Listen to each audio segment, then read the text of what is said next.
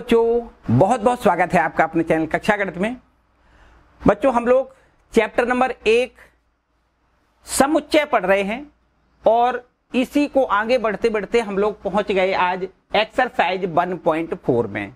बच्चों, यहाँ 1.4 एक्सरसाइज में हमें वेन आरेख पढ़ना है और समुच्चय पर संक्रियाएं पढ़नी हैं। दो टॉपिक हैं, इन्हीं दोनों टॉपिकों पर आपके एक्सरसाइज 1.4 के सारे क्वेश्चन है। एकदम आसान से क्वेश्चन है बच्चों, बहुत ही महत्वपूर्ण ये टॉपिक है, बहुत महत्वपूर्ण टॉपिक। ठीक है, समुच्चय की जहां जहां जरूरत पड़ती है तो वहां पर समुच्चय की जो संक्रियाएं हैं, मतलब समुच्चयों को आपस में किस प्रकार यूनियन करते हैं, किस प्रकार इंटरसेक्शन करते हैं, किस प्रकार उनका अंतर करते हैं, ये होती हैं संक्रियाएं। अभी आपको डिटेल में पूरी बात बताएंगे, पूरी बात एकदम डिटेल में बताएंगे। ठीक है बच्चों, जैसा कि आपको पता है कि इससे पहले हमने एक एक करके एक्सरसाइज 1.1, एक्सरसाइज 1.2, एक्सरसाइज 1.3 एक एक करके सारे वीडियोस इससे पहले हमने पढ़ाए हुए हैं, आपको आपने पढ़े हुए हैं। यदि अब तक आपने उनको नहीं पढ़ा है तो हम डिस्क्रिप्शन में लिंक दे देंगे, उनको भी आप जरूर पढ़ लें। एक एक करके सारे वीडियोस आप कवर करेंगे तो निश्चित रूप से वही फीलिंग आएगी जो आपको अपने क्लासरूम में आपके स्कूल में आती है। ठीक है, कतई किसी प्रकार की और जरूरत फिर नहीं पड़ेगी आपको। बस और बस कोई भी वीडियो मिस नहीं करना है, पूरे वीडियोज आपको देखना है और हर वीडियो को शुरू से आखिरी तक देखना है। ठीक है, पूरा ऑल ओवर कोर्स आपका कंप्लीट होगा, ये मेरी गारंटी है बच्चों, किसी प्रकार की कोई समस्या नहीं। ठीक है बच्चों, यहां से देखो एक्सरसाइज 1.4 में जैसा कि हमने बताया पहला टॉपिक है हमारा वेन आरेख। पहले हमें क्या पढ़ना है? वेन आरेख। वेन आरेख होता क्या है बच्चों? एक कोई ब्रिटिश वैज्ञानिक हैं जॉन वेन, उन्होंने ये वेन आरेख उन्होंने ही वास्तव में बनाए, इसीलिए उन्हीं के नाम पर इसका नाम रख दिया गया वेन आरेख। ठीक है, क्योंकि उनका नाम है जॉन वेन तो बस वेन उन्हीं के नाम से इसको फेमस कर दिया गया है कि वेन आरेख, क्योंकि उन्होंने बनाए थे। बच्चों बता दें कि वेन आरेख होते क्या हैं। वेन आरेख जैसा कि उसका नाम है कि आरेख हमें कोई चित्र जैसा बनाना होता है, उसमें दो प्रकार के बंद वक्र बनाए जाते हैं। एक तो होता है एक आयताकार बॉक्स, एक आयताकार बंद वक्र होता है, और दूसरा आपका वृत्ताकार बंद वक्र होते हैं। दो प्रकार के आपके इसमें वक्र बनाए जाते हैं। ठीक है, इनमें क्या होता है कि जब एक समुच्चय का संबंध किसी दूसरे समुच्चय से हमें प्रदर्शित करना होता है, मतलब समुच्चयों के संबंध को प्रदर्शित करने में हम वेन आरेख की हमें बहुत बड़ी जरूरत पड़ती है। बहुत आसान से हमें समझ में आ जाता है कि इससे इसका क्या संबंध है। बस यही संबंध बताने के लिए इस थ्योरी का प्रतिपादन किया है जॉन वेन ने। ठीक है, वो क्या है बच्चों? जैसे थोड़ी देर के लिए ये मानो कि आपके पास कोई एक समष्टि समुच्चय है, मान लेते हैं कोई एक बड़ा सा समष्टि समुच्चय है और उसके उप समुच्चय छोटे छोटे होते हैं, आपको पता है। उन उप समुच्चयों के लिए एक बड़ा समष्टि समुच्चय को अगर हमें प्रदर्शित करना है थोड़ी देर के लिए, ये मान लेते हैं कि कोई हमारे पास प्राकृतिक संख्याओं का समुच्चय है जिसको कहें 1, 2, 3, 4। देखो ध्यान दें, ये आपका क्या है? प्राकृतिक संख्याओं का समुच्चय है। अगर इसमें कोई एक समुच्चय ए इस प्रकार से लें कि जो विषम संख्याएं उनको लिख दें। चलो इनकी हम एक लिमिटेशन कर लेते हैं, मान लेते हैं कि ये आपकी प्राकृतिक संख्याएं 1 से लेकर के 10 तक हैं। कितनी है बच्चों? 1 से 10 तक की सब प्राकृतिक संख्याएं हैं। ठीक है, अच्छा 1 से 10 तक की प्राकृतिक संख्याएं, चलो इसको हम मान लेते हैं ये आपका कोई यूनिवर्सल सेट है, यू हमने लिख लिया, जिसमें 1 से 10 तक की प्राकृतिक संख्याएं हैं। और यदि कोई एक समुच्चय ए जिसके अवयव हैं 1, 3, 5, 7, 9, मतलब सब 1 से 10 तक की सब जो विषम संख्याएं उनको हमने लिखा। और एक कोई दूसरा समुच्चय है बी जिसको हमने सम प्राकृतिक संख्याओं को लिखा 2, 4, 6, 8। ये आपकी 1 से 10 के बीच की सब सम प्राकृतिक संख्याएं हैं और 1 से 10 तक की ये आपकी विषम प्राकृतिक संख्या है। इनको अगर हमें वेन डायग्राम से दिखाना है बच्चों, ध्यान से समझो, हमने आपको अभी भी बताया कि जो वेन डायग्राम होते हैं दो प्रकार के, दो वक्रों से इनको प्रदर्शित करते हैं। एक तो एक आयताकार बॉक्स बनाते हैं जो यूनिवर्सल सेट के लिए बनाया जाता है। यहां कोने पर आपको यू लिखना है, मतलब ये एक यूनिवर्सल सेट है, बड़ा समुच्चय है। तो इसके अवयव कौन कौन से हैं बच्चों? 1, 2, 3, 4, 5, 6, 7, 8, 9, 10 तक इसके अवयव है। ठीक है, और इसमें ध्यान से समझो, जो ए समुच्चय है वो है 1 3 5 7 9 का। ध्यान से समझना है, देखो ध्यान दें, 1 1 2 3 4 5 6 7 8 9 और यहां 10। देखो हमने ये सारी गिनती लिख दी। यहां पर U में जो सेट, इस U सेट में टोटल अवयव हैं वो 1 से 10 तक हैं। तो ये है U सेट आपका, इसमें हमने 1 से 10 तक सब टोटल आपके अवयव लिख दिए। अब ए क्या है, ए इस समुच्चय ए को, इसके अवयव है 1 3 5 7 9। तो आप देख सकते हो 1 3 5 7 9, चूंकि हमने देखो इसीलिए इनको इकट्ठा करके लिख लिया है। ये आपका समुच्चय कोई ए है, इसको आप क्या करोगे, और ये भी आपको देखना है कि भाई ये समुच्चय जो है ना, इसका एक उप समुच्चय ये है, क्योंकि इसके जो अवयव हैं वो समुच्चय U के अवयव हैं, इसलिए ये क्या कहलाएगा, उप समुच्चय कहलाएगा। ठीक है, इसी प्रकार B भी समुच्चय U का उप समुच्चय होगा, क्योंकि B के जो अवयव हैं वो समुच्चय U के ही अवयव हैं, इसलिए ये भी आपका उप समुच्चय होगा। तो बच्चों ये आपको देखो 2 4 6 8 10 जो अवयव वाला समुच्चय दिखाई दे रहा है वो समुच्चय B है। अब आप ये देखो, ये आपका जो डायग्राम बना है, इससे हमें सीधी बात दिखाई दे रही है कि एक बड़ा समुच्चय है जिसके टोटल अवयव हैं 1 से 10 तक, और जिसमें एक ए समुच्चय है जिसके अवयव 1 3 5 7 9 हैं, और एक कोई समुच्चय B है जिसके अवयव हैं 2 4 6 8 10 हैं। अब आप देख सकते हो, ये डायग्राम देख के आपको पता लग रहा होगा कि एक कोई यूनिवर्सल सेट है जिसके अवयव 1 2 3 4 5 6 7 8 9 10 हैं, जबकि एक कोई समुच्चय ए है जो U का उप समुच्चय है, उसके अवयव हैं 1 3 5 7 9, और एक समुच्चय कोई B है जो U का उप समुच्चय है, उसके भी अवयव हैं 2 4 6 8 10। तो इस तरीके से इस डायग्राम को हमने बनाया, और इस डायग्राम से हमने ये समझा कि एक ये U है जो वो सार्वत्रिक समुच्चय है जिसके अवयव 1 से 10 तक हैं। इसमें एक कोई उप समुच्चय A है, इस U का एक कोई उप समुच्चय A है जिसके अवयव 1 3 5 7 9 हैं, और इसी का U का एक उप समुच्चय कोई B है जिसके अवयव हैं 2 4 6 8 10 हैं। तो बच्चों इस तरीके से इसको हम प्रदर्शित कर सकते हैं।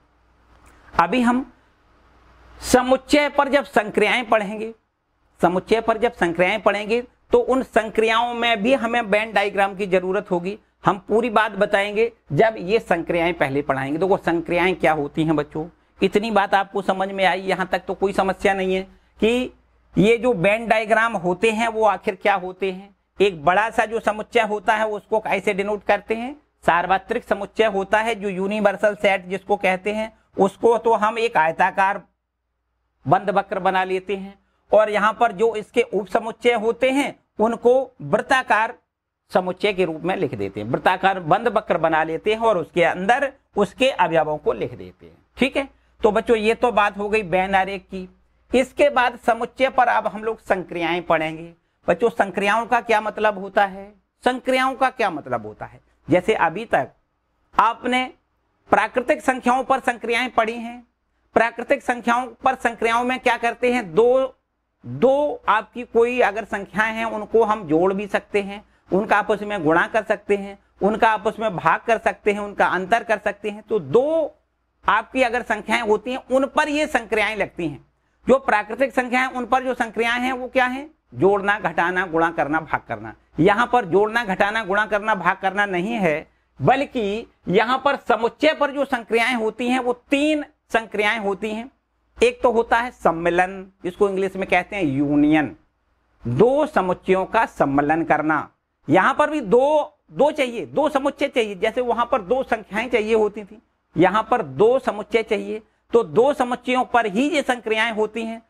क्या क्या संक्रियाएं बताई, एक तो बताया कि दोनों समुच्चयों को आपस में सम्मिलन करना है। सम्मिलन का मतलब तो सीधी बात है मिलाना है, ऐसे कह सकते हो। इंग्लिश में इसको क्या कहते हैं, यूनियन कहते हैं, यू जैसा निशान लगा देते हैं।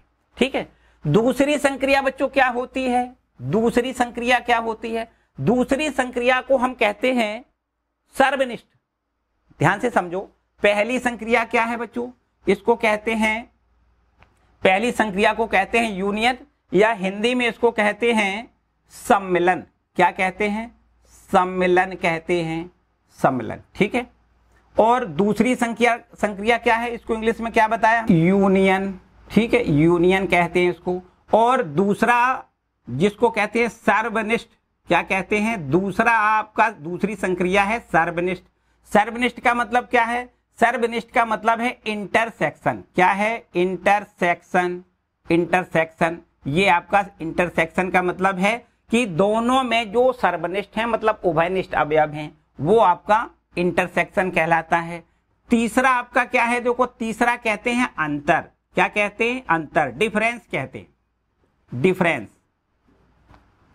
ठीक है, तो यहां पर 3 संक्रियाएं बच्चों हैं, 2 समुच्चय दिए जाएंगे। उन दोनों समुच्चयों का हम यूनियन कैसे करते हैं, दोनों समुच्चयों का हम इंटरसेक्शन कैसे निकालते हैं, और दोनों समुच्चयों का हम अंतर कैसे करते हैं। यहां पर 3 संक्रियाएं हमें सीखनी है। बहुत आसान से प्रश्न होते हैं, एकदम आसान से, बहुत महत्वपूर्ण है लेकिन बहुत आसान है, बहुत आसान। क्या क्या करना है, थोड़ी देर के लिए हम ये मान लेते हैं कि कोई आपके पास, एक एग्जाम्पल से समझो कि पूरी बात एकदम क्लियर हो जाएगी। मान लेते हैं कि हमारे पास कोई समुच्चय है जिसके अवयव हैं 1 2 3, और एक कोई और समुच्चय है बी मान लेते हैं जिसके अवयव हम मान लेते हैं 3 4 5। ये हमारे पास बच्चों 2 समुच्चय हैं, 1 2 समुच्चय हैं। इन दोनों में हमें क्या करना है, इन दोनों का सम्मिलन करना है। क्या करना है, समुच्चय ए और समुच्चय बी का सम्मिलन करना होता है। तो बच्चों इसको हम ए यूनियन बी इस प्रकार लिखते हैं, यू का बीच में निशान बना देते हैं। यहां पर यू का मतलब है सम्मिलन करना। क्या है, सम्मिलन करना। ए यूनियन बी इसको पढ़ते हैं, ए सम्मिलन बी हिंदी में कह सकते हैं। वैसे हिंदी हम कम बोल लेंगे यहां पर ये शब्द जो सम्मिलन है इसका हम कम प्रयोग करेंगे, हम यूनियन का प्रयोग ज्यादा करेंगे, क्योंकि यही फेमस होता है, यही फेमस है। इसलिए आपको ए यूनियन बी हमेशा पढ़ना है। सम्मिलन समझना है हिंदी में सम्मिलन, लेकिन इसको यूनियन में ही पढ़ना है। ठीक है, ए यूनियन बी। बच्चों ए यूनियन बी का मतलब है कि भाई 1 2 3 एक अवयव, ये देखो ए समुच्चय है और इसके साथ में यूनियन काहे का करना है, 3 4 और ये कॉमा 5, 3 4 5, ये आपका दूसरा समुच्चय है। इन दोनों का हमें यूनियन करना है। जैसा कि बच्चों बताया, यूनियन का मतलब हमें सबको इकट्ठा करके लिख देना। क्या करना है, जो ए में हो और बी में हो सारे अवयवों को यहां लिख देना। ए में भी हो और बी में भी हो, दोनों में हो, वो अवयव आपको यहां लिखने हैं। ठीक है, तो यहां पर देखो 1 है, 2 है, 3 है, 4 है, 5 है। यहां पर आप देख सकते हो, इसके भी अवयव लिखना है, इसके भी अवयव लिखना है, कोई अवयव छूटना नहीं चाहिए। शर्त एक है, समुच्चय में किसी भी अवयव की हम रिपीटिंग नहीं करते हैं, दोबारा एक अवयव को 2 बार नहीं लिखते हैं। तो बच्चों यहां भी 3 है, यहां भी 3 है, तो आपको ऐसा नहीं करना है कि 3 इसका भी लिख दें और इसका भी लिख दें, तो 3 आपको केवल एक बार लिखना है। ठीक है, तो यहां पर ए यूनियन बी का मतलब है हम ए के अवयवों बी के अवयवों को इकट्ठा करके लिख दें, तो ये ए यूनियन बी कहलाता है। क्या कहलाता है, ए यूनियन बी। इसको हम ऐसे भी पढ़ सकते हैं, ए में हो या बी में हो, ए में हो या बी में हो, मतलब सब में हो, ए में हो या बी में हो, वो सब अवयव आपको यहां पर लिखने हैं। ए के अवयव लिखने हैं, बी के अवयव लिखने हैं, ए में भी हैं और बी में भी हैं, दोनों में है, वो अवयव आपको यहां पर लिखने हैं। बस इतनी केवल ध्यान रखना है कि अगर यहां भी वही अवयव है और यहां भी वही अवयव है तो उसको केवल एक ही बार लिखना है, बस इतनी बात है। तो बच्चों ये हो गया ए यूनियन बी। देखो कितनी सरल बात है, हमने कहा सम्मिलन करना सरल बात है। बच्चों अब बताओ इसमें कोई समस्या है क्या, क्या कोई समस्या है? बिल्कुल एकदम कोई 1% की समस्या नहीं। हमें क्या करना है, दोनों समुच्चयों का यूनियन का मतलब हम ए के अवयव और बी के अवयवों को, सभी अवयवों को एक साथ लिख दें। यूनियन नहीं कहते भैया हम तो यूनियन करेंगे।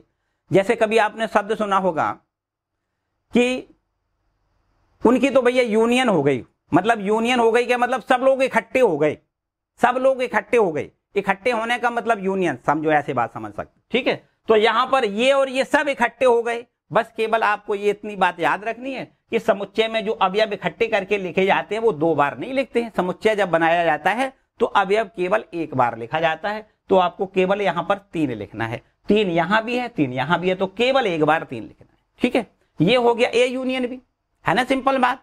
इसके बाद बच्चों अगर आपसे बात कही जाए कि सर्वनिष्ठ बताओ, मतलब इसको इंग्लिश में इंटरसेक्शन कहते हैं। ध्यान से समझो, इसमें क्या करते हैं, यू ये उल्टा बना देते हैं। क्या बना देते हैं, उल्टा। कभी कभी बच्चों इनके दूसरे भी नाम ले लेते हैं। इसको कप पढ़ते हैं, कप, कप जैसी आकृति का है ना, तो इसको कप पढ़ते हैं और इसको कैप पढ़ते हैं। तो कभी कप और कैप भी कहीं कहीं कोई कह सकता है, आपको भ्रम नहीं करना है। कप का मतलब है यूनियन और कैप का मतलब है इंटरसेक्शन। ठीक है, इंटरसेक्शन का मतलब सर्वनिष्ठ। सर्वनिष्ठ बच्चों क्या होता है, ध्यान से समझो, सर्वनिष्ठ क्या होता है। अगर यही दोनों समुच्चय हों तो इसके लिए हमें सर्वनिष्ठ क्या निकालना है, 1 2 3 आपका ये ए समुच्चय के अवयव हैं और इसमें हमें सर्वनिष्ठ करना है बी से, इंटरसेक्शन बी से निकालना है। इसके अवयव हैं 3 4 5। अब बताओ इसमें से हम इंटरसेक्शन निकालें। इंटरसेक्शन का मतलब वो अवयव लिखने हैं जो ए में भी हैं और बी में भी हैं। ए में हो और बी में हो, दोनों में हो। किसमें हो, ए में हो और बी में भी हो, दोनों में हो, वो अवयव लिखना है। तो यहां पर बच्चों 1 है, क्या इसमें 1 है, बिल्कुल है ही नहीं। यहां 2 है, इसमें 2 है ही नहीं। यहां 3 है, यहां 3 है, इसका मतलब 3 अवयव बच्चों ऐसा है जो दोनों में है। इसका मतलब ये ए इंटरसेक्शन बी बराबर यहां पर 3 लिखना है। बाय द वे यहां पर देखो और कुछ, यहां 3 है जैसे, अब यहां पर 2 है और यहां भी 2 होता तो 3,2 लिख देते। जो भी आपके कॉमन दोनों में उभयनिष्ठ अवयव होते हैं उनके अवयवों को लिख लेते हैं, समुच्चय बना देते हैं और बस वही समुच्चय आपका इंटरसेक्शन कहलाता है। ए इंटरसेक्शन बी बराबर यहां पर आपको क्या मिलेगा, 3 और 3 को समुच्चय बनाना है। ठीक है, क्लियर बच्चों हो गई बात। तो आपने समझा ए क्या है, ए यूनियन बी क्या है, ए इंटरसेक्शन बी क्या है। 2 बातें तो समझ में आ गई, यहां तो किसी को कोई समस्या वाली बात नहीं। इसके बाद बच्चों तीसरा ऑपरेशन हमने बताया, ये आपकी तीसरी जो संक्रिया है वो क्या है, ये आपकी तीसरी संक्रिया है अंतर। तो अब बच्चों a माइनस बी बताओ कितना होगा, a माइनस बी, ए से बी का अंतर बताओ कितना होगा। a माइनस बी का मतलब क्या है, a में हो किंतु b में ना हो, ऐसे अवयवों को लिखना है। कैसे अवयवों को लिखना है, ध्यान से समझो। जैसे a की बात करी जाए तो a के अवयव हैं 1 2 3, माइनस बी और बी के अवयव हैं 3 4 5। यहां ध्यान से समझो, हमें वो अवयव लिखने हैं जो ए में हो किंतु बी में ना हो। ए माइनस बी का मतलब क्या है, ए में हो किंतु बी में ना हो, मतलब ए वाले अवयवों को लिखना है, बी में हो उनको नहीं लिखना है। बच्चों ए वाला अवयव देखो 1 लिख देना है, लेकिन बी में हो उनको नहीं लिखना है, मतलब 2 यहां है, 2 देखो यहां नहीं है, इसका मतलब 2 को भी लिखना है। अब 3 बच्चों लिखना नहीं है क्योंकि ये तो ये बी में भी है। ए में हो वो लिखने हैं, बी में हो वो नहीं लिखने हैं। ध्यान से समझो, अब बी में जो है ना ये 4 हैं 5 में, इनको भी नहीं लिखना है, बी वाला 1 भी नहीं लिखना है।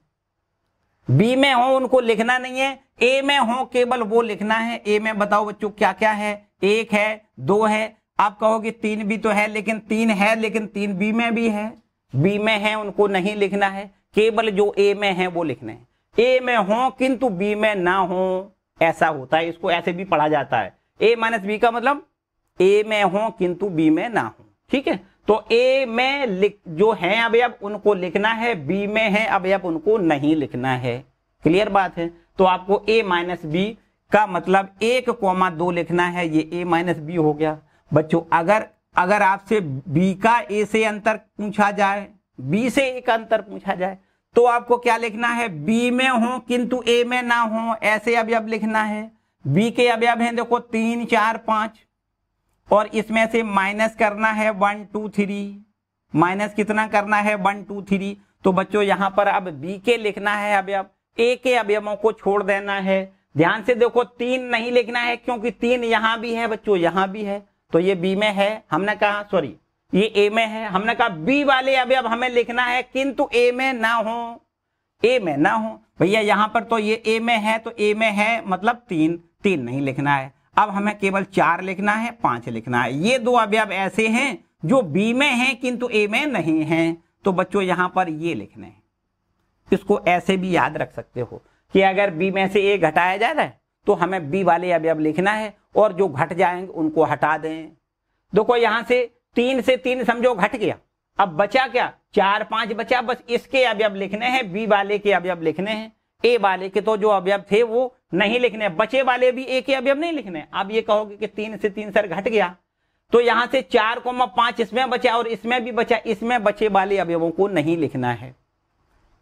यहां पर क्या करना है, बी में है ऐसे अवयवों को लिखना है, किंतु ए में वो ना हो, ए में ना हो, ठीक है। बी में हो ऐसे अवयवों को यहां लिखना है। बी में कौन कौन से है, 4 है, 5 है।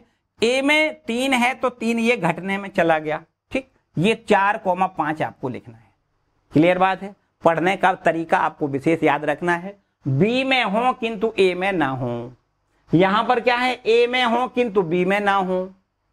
बात आई समझ में, क्लियर बात हो गई। तो बच्चों आपने तीनों ऑपरेशन समझे। सम्मेलन क्या होता है आपने समझा, सर्वनिष्ठ मानी इंटरसेक्शन क्या होता है ये भी आपने समझा, उनका जो अंतर होता है वो भी क्या होता है आपने समझा एक उदाहरण की मदद से, ठीक है। इनकी तीनों की परिभाषा लिख देते हैं, इतना नोट करो। तो बच्चों ये कुछ गणितीय परिभाषा है। देखो समुच्चय का सम्मेलन, समुच्चय का सम्मेलन, कुछ गणितीय परिभाषा इस प्रकार हम कह सकते हैं कि दो समुच्चयों ए व बी का सम्मेलन वह समुच्चय होता है जिसमें ए के सभी अवयव के साथ बी के भी सभी अवयव इकट्ठे हो जाएं। ए के सभी अवयव और बी के सभी अवयव यदि इकट्ठे हो जाएं, तथा एक शर्त और होती है कि यदि उभयनिष्ठ कोई अवयव है तो उसको केवल एक बार लिखा जाता है। उभयनिष्ठ अवयवों को केवल एक बार लिया जाता है और इसको बच्चों ए यूनियन बी से इसको लिखते हैं। यूनियन मतलब यू बनाना है बीच में, ए और बी का यूनियन करना है तो बीच में आपको यू बनाना है। इसका दूसरा सिंबल भी हमने आपको बताया, इसको कभी कभी सिंबल तो यही रहता है लेकिन कभी कभी इसको कप कह देते हैं, ए कप बी ऐसे भी इसको पढ़ लेते हैं, या इसको ए यूनियन बी, यही फेमस है, आपको यही याद रखना है, ठीक है। तो बच्चों ए यूनियन बी का मतलब दो समुच्चयों का सम्मेलन, ए और बी का सम्मेलन। आई बात समझ में, ये आपकी गणितीय परिभाषा है। बच्चों एक बात बता दें कि अगर कभी इसको वेन डायग्राम से दिखाना हो, ये यूनियन बी को वेन डायग्राम से दिखाना है, मान लेते हैं कि आपके पास एक कोई बड़ा यहां पर समुच्चय है, यहां पर इसका कोई चलो ऊपर बना देते हैं, यहां पर एक कोई यूनिवर्सल सेट है आपके पास, समष्टि समुच्चय, ये आपका कोई एक समष्टि समुच्चय है। हमने बताया कि समष्टि समुच्चय को हमेशा एक आयताकार आयत में बंद वक्र बना देते हैं और यहाँ कोने पर यहां पर हम यू लिख देते हैं, मतलब ये आपका यूनिवर्सल सेट है। और कोई दो समुच्चय ए और बी इसके उप समुच्चय हैं, मान लें ए ये है और ये मान लेते हैं बी है, तो ये हो गया ए और ये हो गया बी। यदि हमें ए यूनियन बी निकालना हो तो ए और बी को इकट्ठा करके आप छायांकित कर दें। यहां देखो पूरा इतना छायांकित यदि कर दें, पूरा यदि हम छायांकित कर दें तो यहाँ इस तरीके से बच्चों ये देखो ए और बी दोनों इकट्ठे हो गए, तो इसको हम क्या लिख सकते हैं, ये छायांकित जो है इसको हम बच्चों लिख सकते हैं ए यूनियन बी, ये लिख सकते हैं ए यूनियन बी, ठीक है। तो इस तरीके से भी वेन डायग्राम के द्वारा भी यूनियन देखो इस प्रकार लिखा जा सकता है, ठीक है। इसको भी याद रखिए कि वेन डायग्राम से यूनियन को कैसे लिखेंगे। इसके बाद बच्चों सम्मेलन की बात के बाद बात आती है सर्वनिष्ठ की, मानी इंटरसेक्शन। दो समुच्चयों ए और बी का इंटरसेक्शन जो होता है सर्वनिष्ठ होता है, वो वह समुच्चय होता है जिसके अवयव ए और बी दोनों में उभयनिष्ठ होते हों। ए में और बी में जो उभयनिष्ठ अवयव होते हैं उन सभी उभयनिष्ठ अवयवों का जो समुच्चय होता है उसको हम क्या कहते हैं, उसको दोनों समुच्चयों का इंटरसेक्शन कहते हैं। और इसको ए इंटरसेक्शन बी, यहां पर देखो इसको क्या कहते हैं, कैप का भी निशान कभी पढ़ लेते हैं, ए कैप बी कहें या ए इंटरसेक्शन बी कहें, एक ही बात है, ठीक है। ए इंटरसेक्शन बी द्वारा इसको लिखते हैं, इतनी भी बात ठीक है बच्चों। यदि यहां भी अगर हम बात करें कि वेन डायग्राम से इसको कैसे प्रदर्शित करोगे, तो देखो बच्चों ये आपका है कोई एक आयताकार यहां पर बंद वक्र बना लेते हैं और इसको हम क्या कहते हैं, ये आपका यूनिवर्सल सेट है। इस यूनिवर्सल सेट के कोई दो उप समुच्चय मान लिया ए और बी हैं, यहां देखो ये हो गया ए और ये हो गया बी, ठीक है। इस ए और बी में जो उभयनिष्ठ भाग है बच्चों आप देख सकते हो, ये इतना देखो उभयनिष्ठ है, देखो ध्यान दें, जिसको हमने कलर किया है, ये जो छायांकित किया है ये उभयनिष्ठ भाग है, जो इसमें ए में भी है और जो बी में भी है, ये इतना उभयनिष्ठ है। तो इस उभयनिष्ठ भाग को हम क्या पढ़ेंगे, ए इंटरसेक्शन बी इसको कहेंगे। ये आपका ए इंटरसेक्शन बी है बच्चों, ये आपका भाग क्या है, इसको ए इंटरसेक्शन बी कहोगे। क्लियर बात हो गई बच्चों। ए इंटरसेक्शन बी अगर हमें वेन डायग्राम से दिखाना है तो इस प्रकार आपको दिखाना है, ठीक है। यहां बच्चों एक बात और बतानी है, एक बात और थोड़ी सी बात है कि अगर कभी ऐसा निकले कि ए और बी का अगर हम इंटरसेक्शन निकालें तो ऐसा भी हो सकता है कि कोई अवयव उभयनिष्ठ हो ना। थोड़ी देर के लिए ये माने कि ए बराबर सम संख्याएं हैं, बी बराबर विषम संख्याएं हैं, तो अगर इंटरसेक्शन निकालोगे क्या निकलेगा, कोई भी अवयव नहीं मिलेगा इंटरसेक्शन में। थोड़ी देर यहां समझ लो, ऐसे हो सकता है समझ में ना आए। जैसे माने ए बराबर है 13579 ये हमने ले लिया, और एक कोई बी समुच्चय है उसमें हमने ले लिया 2 4 6 8 ले लिया। अब हमसे आप ये पूछो कि भाई ए इंटरसेक्शन बी कितना होगा, तो बच्चों आपको लिखना है 5 होगा, क्योंकि ए में और बी में कोई भी उभयनिष्ठ अवयव नहीं है। आप देख सकते हो ए के कोई अवयव, बी के कोई अवयव, एक भी उभयनिष्ठ नहीं है। तो यहां पर ए इंटरसेक्शन बी बराबर कितना होगा, 5 होगा। तो अगर ए इंटरसेक्शन बी बराबर 5 निकलता है बच्चों, तो ए और बी दोनों समुच्चय असंयुक्त समुच्चय कहे जाते हैं। इतनी भी बात आपको याद रखनी है। यदि ए इंटरसेक्शन बी बराबर 0 निकलता है, यहां लिख लें, यहां इसके लिए देखो याद रखना है बच्चों, ये यदि ए इंटरसेक्शन बी बराबर 5 यहां पर लिख देते, यदि ए इंटरसेक्शन बी बराबर 5 तो ए व बी असंयुक्त समुच्चय होते हैं, समुच्चय कहलाते हैं। इतनी बच्चों बात याद रखनी है। ये देखो इतनी भी बात आपको बहुत कंठस्थ याद रखनी है कि अगर दो समुच्चयों का हम इंटरसेक्शन निकालते हैं और यदि ए इंटरसेक्शन बी का मान 5 निकले, ए और बी का जो इंटरसेक्शन है वो उसका मान 5 निकलता है, मतलब कोई भी उभयनिष्ठ अवयव नहीं आते हैं, तो इन दोनों समुच्चयों को हम क्या कहते हैं, डिसएडजॉइंट सेट कहते हैं, असंयुक्त समुच्चय कहते हैं। इतनी बात आपको याद रखनी है, ठीक है बच्चों। अच्छी बात है भाई। अब केवल बात रह गई समुच्चयों का अंतर किसको कहते हैं। समुच्चयों का अंतर, समुच्चयों का अंतर का मतलब है यदि ए और बी का अंतर उन अवयवों का समुच्चय होता है। किसका समुच्चय होता है, उन अवयवों का समुच्चय होता है जो ए में हो किंतु बी में ना हो, ए में हो किंतु बी में ना हो। जबकि याद रखना है ए पहले और बी बाद में, ए व बी को इसी क्रम में लिया जाए, बी ए नहीं बल्कि ए बी। अगर ए बी लिखा है तो ए माइनस बी लिखा जाएगा, और बी ए है तो बी माइनस ए लिखा जाएगा। ए माइनस बी का मतलब है कि ए में हो किंतु बी में ना हो, ए में हो किंतु बी में ना हो। तो ऐसे दो समुच्चय जिनमें एक समुच्चय से दूसरा समुच्चय जब घटाया जाता है तो उसमें जो अंतर होता है उसको क्या कहते हैं, ए माइनस बी कहते हैं। और इसमें क्या होता है, इसके ए के अवयव लिखे जाते हैं, बी के अवयव नहीं लिखे जाते हैं। ए में हो किंतु बी में ना हो, ऐसे समुच्चय को हम क्या कहते हैं, दो समुच्चयों का अंतर कहते हैं। ठीक है, जो भी समुच्चय मिलेगा ए माइनस बी के बाद जो समुच्चय मिलेगा उसको क्या कहेंगे, ए माइनस बी कहेंगे। यदि बाय द वे कभी देखो, ये तो आपके ये ऊपर वाला उदाहरण हमने बताया था, है ना, इसके लिए बताया था। यदि बच्चों कभी ऐसा होता है कि भाई अगर b माइनस ए कहा जाए आपसे, तो इसका क्या मतलब है, b माइनस ए का मतलब है b में हो किंतु a में ना हो। ध्यान दें, b माइनस ए का मतलब है b में हो, b में अवयव हो किंतु a में ना हो, a में ना हो। ठीक है, इसका मतलब समझो, b माइनस ए का मतलब है b में हो किंतु a में ना हो, और a माइनस बी का मतलब है कि a में हो किंतु b में ना हो। तो हम a माइनस बी, a में हो किंतु b में हो, a में हो किंतु b में ना हो तो a माइनस बी लिखेंगे, और b में हो किंतु a में ना हो तो हम b माइनस ए इसको लिखेंगे बच्चों।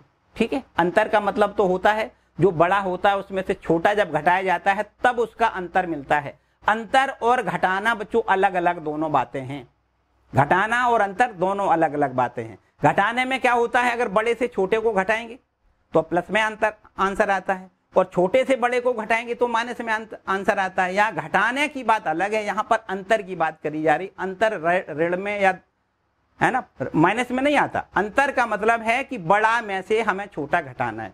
अगर बी समुच्चय के अवयव में से ए के अवयव को आपको घटाना है तो आपको यहाँ b माइनस ए लिखना है। इसका मतलब है कि b में जो अवयव हैं उनको लिखना है, a में अवयव हैं उनको नहीं लिखना है। ठीक है, b में हो किंतु a में ना हो। क्लियर बात है। तो बच्चों ये आपने समझा, संक्रियाएं, समुच्चय पर जो संक्रियाएं हैं वो आपने समझी। अगर हम इसको यहाँ इसको भी देखो वेन डायग्राम से बनाने की कोशिश करें, समझाने की कोशिश करें। देखो ये हमारे पास कोई है समष्टि समुच्चय, ये है हमारे पास कोई समष्टि समुच्चय, इसको हम U लिख देते हैं। यहाँ पर A कोई समुच्चय, इसका उपसमुच्चय A है, और A कोई उपसमुच्चय इसका, ये देखो यहाँ पर B लिख देते हैं। ये आपका B है और ये आपका A है। अब अगर हमें A माइनस बी, देखो ध्यान दें, अगर हम A माइनस बी की बात करें तो A माइनस बी, ध्यान दें यहां से हम क्या करते हैं, A का जो अवयव है वो लिखते हैं, A के बचे हुए अवयव को लिखते हैं, B में ना हो तो बच्चों हम क्या करेंगे, ये इतना देखो कलर करेंगे, इतना कलर कर दें, इतना भाग अगर छायांकित कर दें तो ये छायांकित भाग जो है, यही छायांकित भाग जो है बच्चों A माइनस बी कहलाता है। यह छायांकित भाग क्या कहलाता है, A माइनस बी। मतलब A में जो बचा है उसको लिखना है, B में ना हो उसको छोड़ देते हैं। तो ये B वाला है, ये पूरा छोड़ देंगे, ये इतना लिखेंगे तो इसको क्या कहेंगे, A माइनस बी कहेंगे। तो ये बच्चों वेन डायग्राम से इसको इस प्रकार प्रदर्शित करते हैं, A माइनस बी को वेन डायग्राम से इस प्रकार प्रदर्शित करेंगे। ठीक है, तो बच्चों ये सब कुछ बातें इतनी छोटी छोटी सी बातें थी और इसी पर आधारित आपकी एक्सरसाइज 1.4 है और ज्यादा कुछ बहुत ज्यादा नहीं है। बस केवल और केवल इतनी बातें आपने सीख ली हैं कि दो समुच्चयों का हम सम्मिलन कैसे करते हैं, उनका इंटरसेक्शन कैसे करते हैं, उनका कभी वेन डायग्राम बना के, कभी चित्र बना हो, वेन डायग्राम बना हो, उससे हमें ए इंटरसेक्शन बी या ए यूनियन बी की वैल्यू अगर पूछी जाए तो कैसे ज्ञात करेंगे, और समुच्चयों का अंतर हम कैसे करते हैं। बस ये चार आपकी देखो केवल 3 संक्रियाएं हैं और चौथा हमने आपको बताया वेन डायग्राम। यहाँ पर 4 आपके टॉपिक हैं केवल और केवल। पूरी एक्सरसाइज 1.4 एकदम हलवा तरीके से फिनिश होने वाली है, एकदम किसी प्रकार की कोई समस्या। ठीक है, स्टार्ट कर दें एक्सरसाइज 1.4। इतना आप नोट कर लें। एक्सरसाइज 1.4 को देखते हैं बच्चों। देखिए बच्चों, एक्सरसाइज 1.4 में आपका जो पहला क्वेश्चन है बेहद आसान प्रश्न है। लिखा है यहां पर हमें क्या करना है, समुच्चय युग्म का सम्मिलन करना है।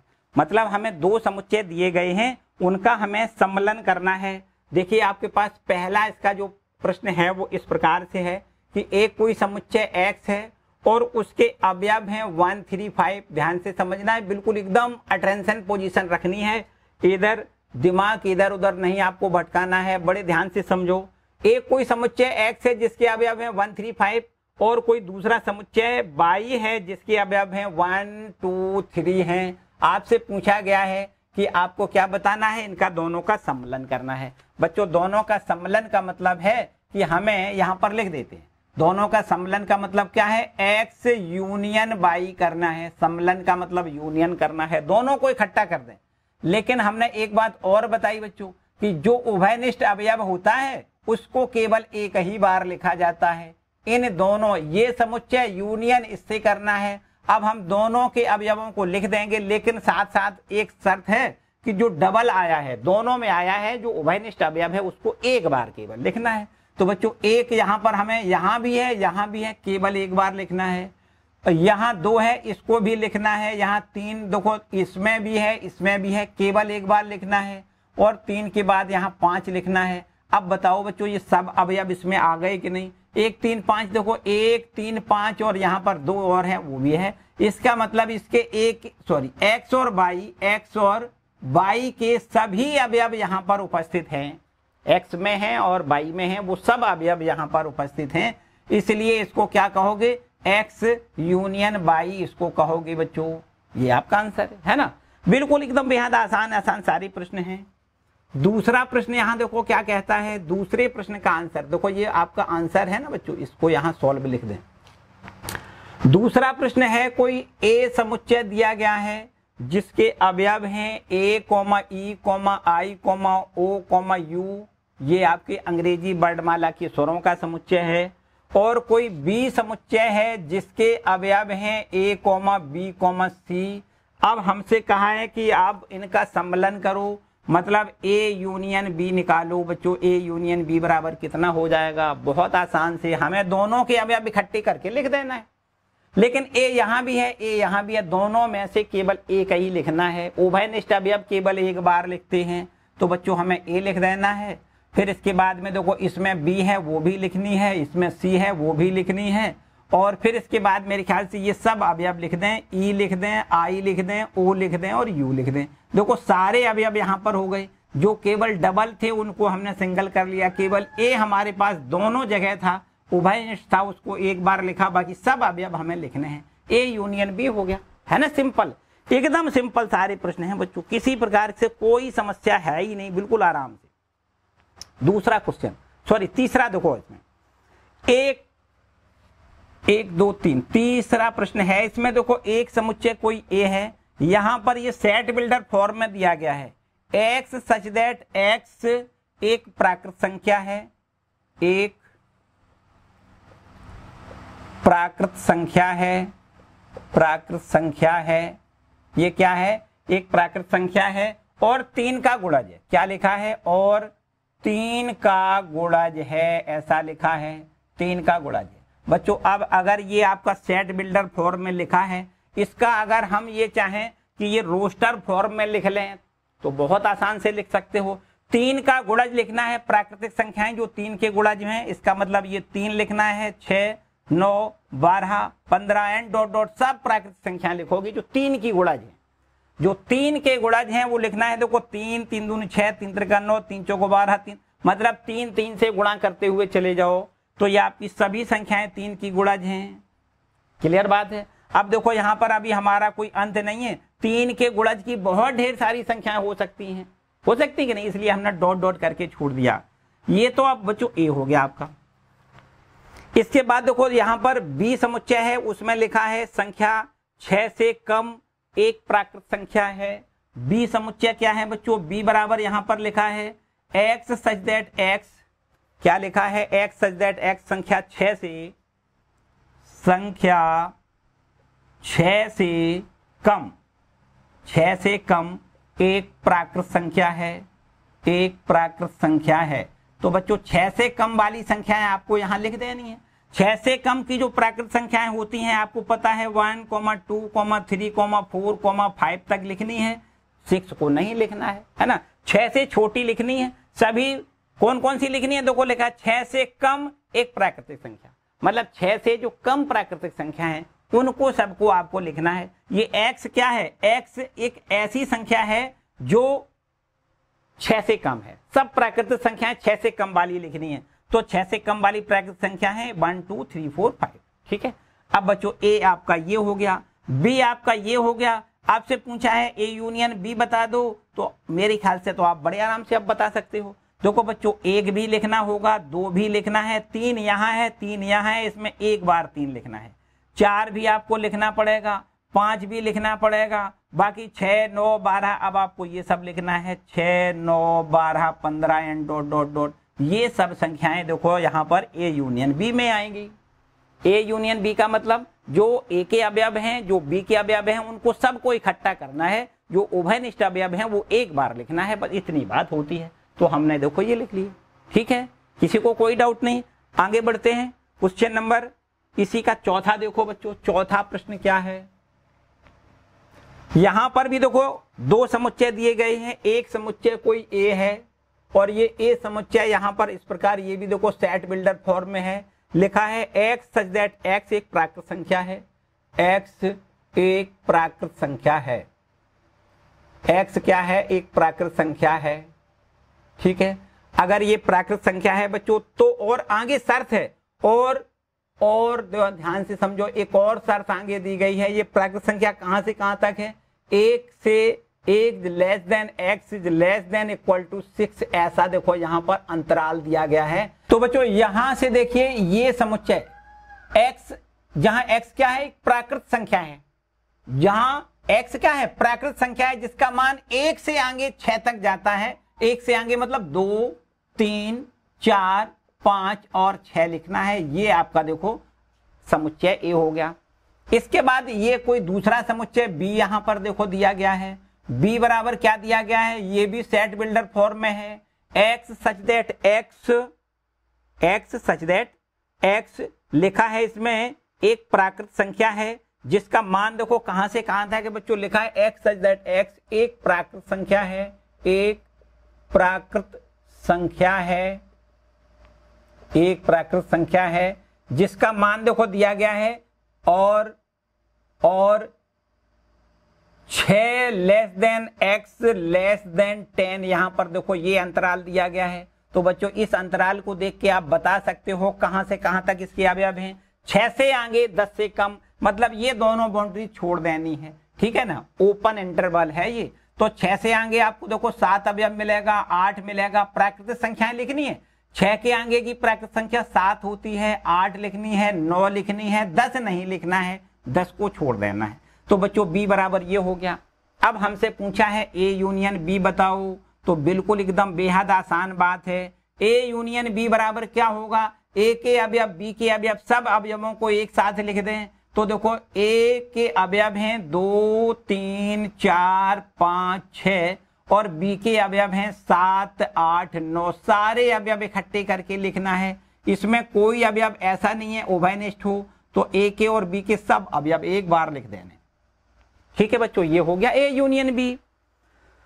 और इसके बाद में जो आखिरी प्रश्न दिया गया है उसमें ए बराबर दिया है 1 2 3 और बी बराबर 5, मतलब बी आपका रिक्त समुच्चय, इसमें कोई भी अवयव नहीं है। तो जब इकट्ठा करोगे तो केवल ए मिलेगा। ध्यान से समझो, ये आपके पास है अगला 5वां प्रश्न जिसमें ए बराबर दिया गया है 1 2 3 और जो बी है वो 5 दिया गया है। तो हमें ए यूनियन बी निकलवाया गया है। तो ए यूनियन बी बराबर देखो ध्यान दें 1 2 3 और यूनियन 5 का मतलब बच्चों इसमें कोई भी अवयव नहीं है। इसको 5 भी लिख सकते हैं या मझले कोष्टक के अंतर्गत कोई भी अवयव ना लिखें, इसको ऐसे भी लिख सकते हैं। तो यहां पर आप देखो यूनियन करोगे तो क्या आएगा, केवल यही अवयव आएंगे 1 2 3 यही अवयव आएंगे। ठीक है, तो ए यूनियन बी बराबर हम ऐसे भी कह सकते हैं कि ए यूनियन बी बराबर ए यहां पर मिल रहा है। ए यूनियन बी बराबर क्या मिल रहा है, ए मिल रहा है। ठीक है बच्चों, यहां पर देखो ए बराबर है 1 2 3, तो हमें 1 2 3 मिला है, मतलब ए मिला है, समझो ए यूनियन बी बराबर ए। ठीक है बच्चों, तो ये आपका पहला क्वेश्चन बेहद आसान और मेरे ख्याल से समझ में भी आया होगा, किसी प्रकार का कोई डाउट वाली बात नहीं होनी चाहिए। तो ये हो गया पहला क्वेश्चन बच्चों। आगे बढ़ते हैं क्वेश्चन नंबर 2 पर। ठीक है, इसको रब कर लेते हैं। क्वेश्चन नंबर 2 देखो क्या कहता है भाई। क्वेश्चन नंबर 2 देखिए बच्चों, दूसरा प्रश्न क्या है, इसमें लिखा है मान लीजिए कि कोई समुच्चय ए है जिसके अवयव हैं a, b, एक कोई समुच्चय बी है जिसके अवयव हैं a b c, क्या a सबसेट b है। आपसे कहता है क्या a सबसेट b है, और आगे a यूनियन b का भी मान आपसे पूछा गया है। देखो यहाँ पर हमें एक कोई समुच्चय a दिया गया है जिसके अवयव हैं a, b और एक कोई समुच्चय b दिया गया है जिसके अवयव हैं a, b, c, ये है ना। और आपसे ये कहता है कि क्या a सबसेट b है, और यदि a सबसेट b है तो हमें बताओ कि भाई है या नहीं। और एक दूसरी बात इसमें पूछी गई है कि a यूनियन b का भी मान आपको बताना है। ये आपके प्रश्न है बच्चों, देखो बड़े आसान से आप समझ सकते हो। यहां पर लिखा है a सबसेट b, सबसेट का मतलब ये है कि जो a है वो क्या वास्तव में b का सबसेट है, ये प्रश्न पूछता है। तो बच्चों आप देखो कि a के जो अवयव हैं वो समुच्चय b के ही अवयव हैं। a का प्रत्येक अवयव समुच्चय b का अवयव होना चाहिए, तो a सबसेट b होता है। देखो b में से ही वास्तव में देखा जाए तो ये अवयव आए हुए हैं। b का अवयव देखो है कि नहीं, b का ही अवयव, ये दोनों अवयव कहां से हैं, b समुच्चय के अवयव है। तो a का जो प्रत्येक अवयव है, इस पहले वाले समुच्चय का जो प्रत्येक अवयव है वो कहां से है, समुच्चय b से ही है। तो इसका मतलब आपको लिखना है, यहां ऐसे आंसर देना है, क्योंकि समुच्चय a का प्रत्येक अवयव समुच्चय b के अवयव हैं, ए समुच्चय बी के अवयव हैं, अतः ए सबसेट बी है। आपको ऐसे डायरेक्ट लिखना है, ठीक, ए सबसेट बी है। और अब ए यूनियन बी बताओ, तो ए यूनियन बी बराबर क्या होगा बच्चों, ए में क्या लिखा है, ए कोमा बी लिखा है, ठीक है। इसमें यूनियन कैसे करना है, ए कोमा बी कोमा सी से यूनियन करना है। सब इकट्ठे कर दें, इन दोनों को इकट्ठे कर दें तो आप देख सकते हो ए कोमा बी कोमा सी मिलेगा। क्या मिलेगा, ए कोमा बी कोमा सी मिलेगा। ए और बी के सब अवयवों को इकट्ठा कर दें तो भाई ए और बी तो उभयनिष्ठ है, हमें एक ही बार लिखना है। अब इसको सी को लिख दें तो कुल मिला के ए यूनियन बी बराबर ए बी सी, ठीक है। एक बात बच्चों और यहां से रिजल्ट में निकलता है, एक बात का और रिजल्ट यहां निकलता है कि ए यूनियन बी बराबर, आप देखो ये क्या है, ये क्या है, ये बराबर बी है। ए यूनियन बी बराबर क्या है बच्चों, बी है। एक रिजल्ट और निकलता है कि यदि ऐसा हो कि ए सबसेट बी हो, ए सबसेट बी हो, तब ए यूनियन बी बराबर बी होता है। ऐसा भी आपको याद रखना है। देखो आपको याद रखना है, याद रखें, क्या याद रखें, याद रखें कि यदि ए सबसेट बी तो ए यूनियन बी बराबर क्या होता है, बी होता है। आपको इतनी बात याद रखनी है। ए सबसेट बी अगर है, ए बी का उप समुच्चय है, तो ए यूनियन बी का मान बी होता है। ऐसा आपको हमेशा याद रखना है, ठीक है। चलिए इसके बाद बच्चों अब आगे देखो, आगे देखो, आगे आपके पास क्वेश्चन नंबर 3 आ रहा है। देखो ध्यान दें, ठीक है, इसको रब कर लें। क्वेश्चन नंबर 3 देखो, क्वेश्चन नंबर 3 क्या है, लिखा है यदि ए और बी दो ऐसे समुच्चय हैं कि ए सबसेट बी, तो ए यूनियन बी क्या होगा बच्चों, अभी यही बात थी, अभी यही हमने लिखा था कि याद रखिए कि अगर ए सबसेट बी हो तो ए यूनियन बी बराबर क्या होता है, ए यूनियन बी बराबर बी होता है। अभी अभी थोड़ी देर पहले इसी प्रश्न में करवाया बच्चों, है कि नहीं। इसको आपको ऐसे एज इट इज लिख देना है। यहां पर लिखना है यदि ए सबसेट बी तो ए यूनियन बी बराबर क्या होता है, आपको लिखना है बी होता है, ठीक है।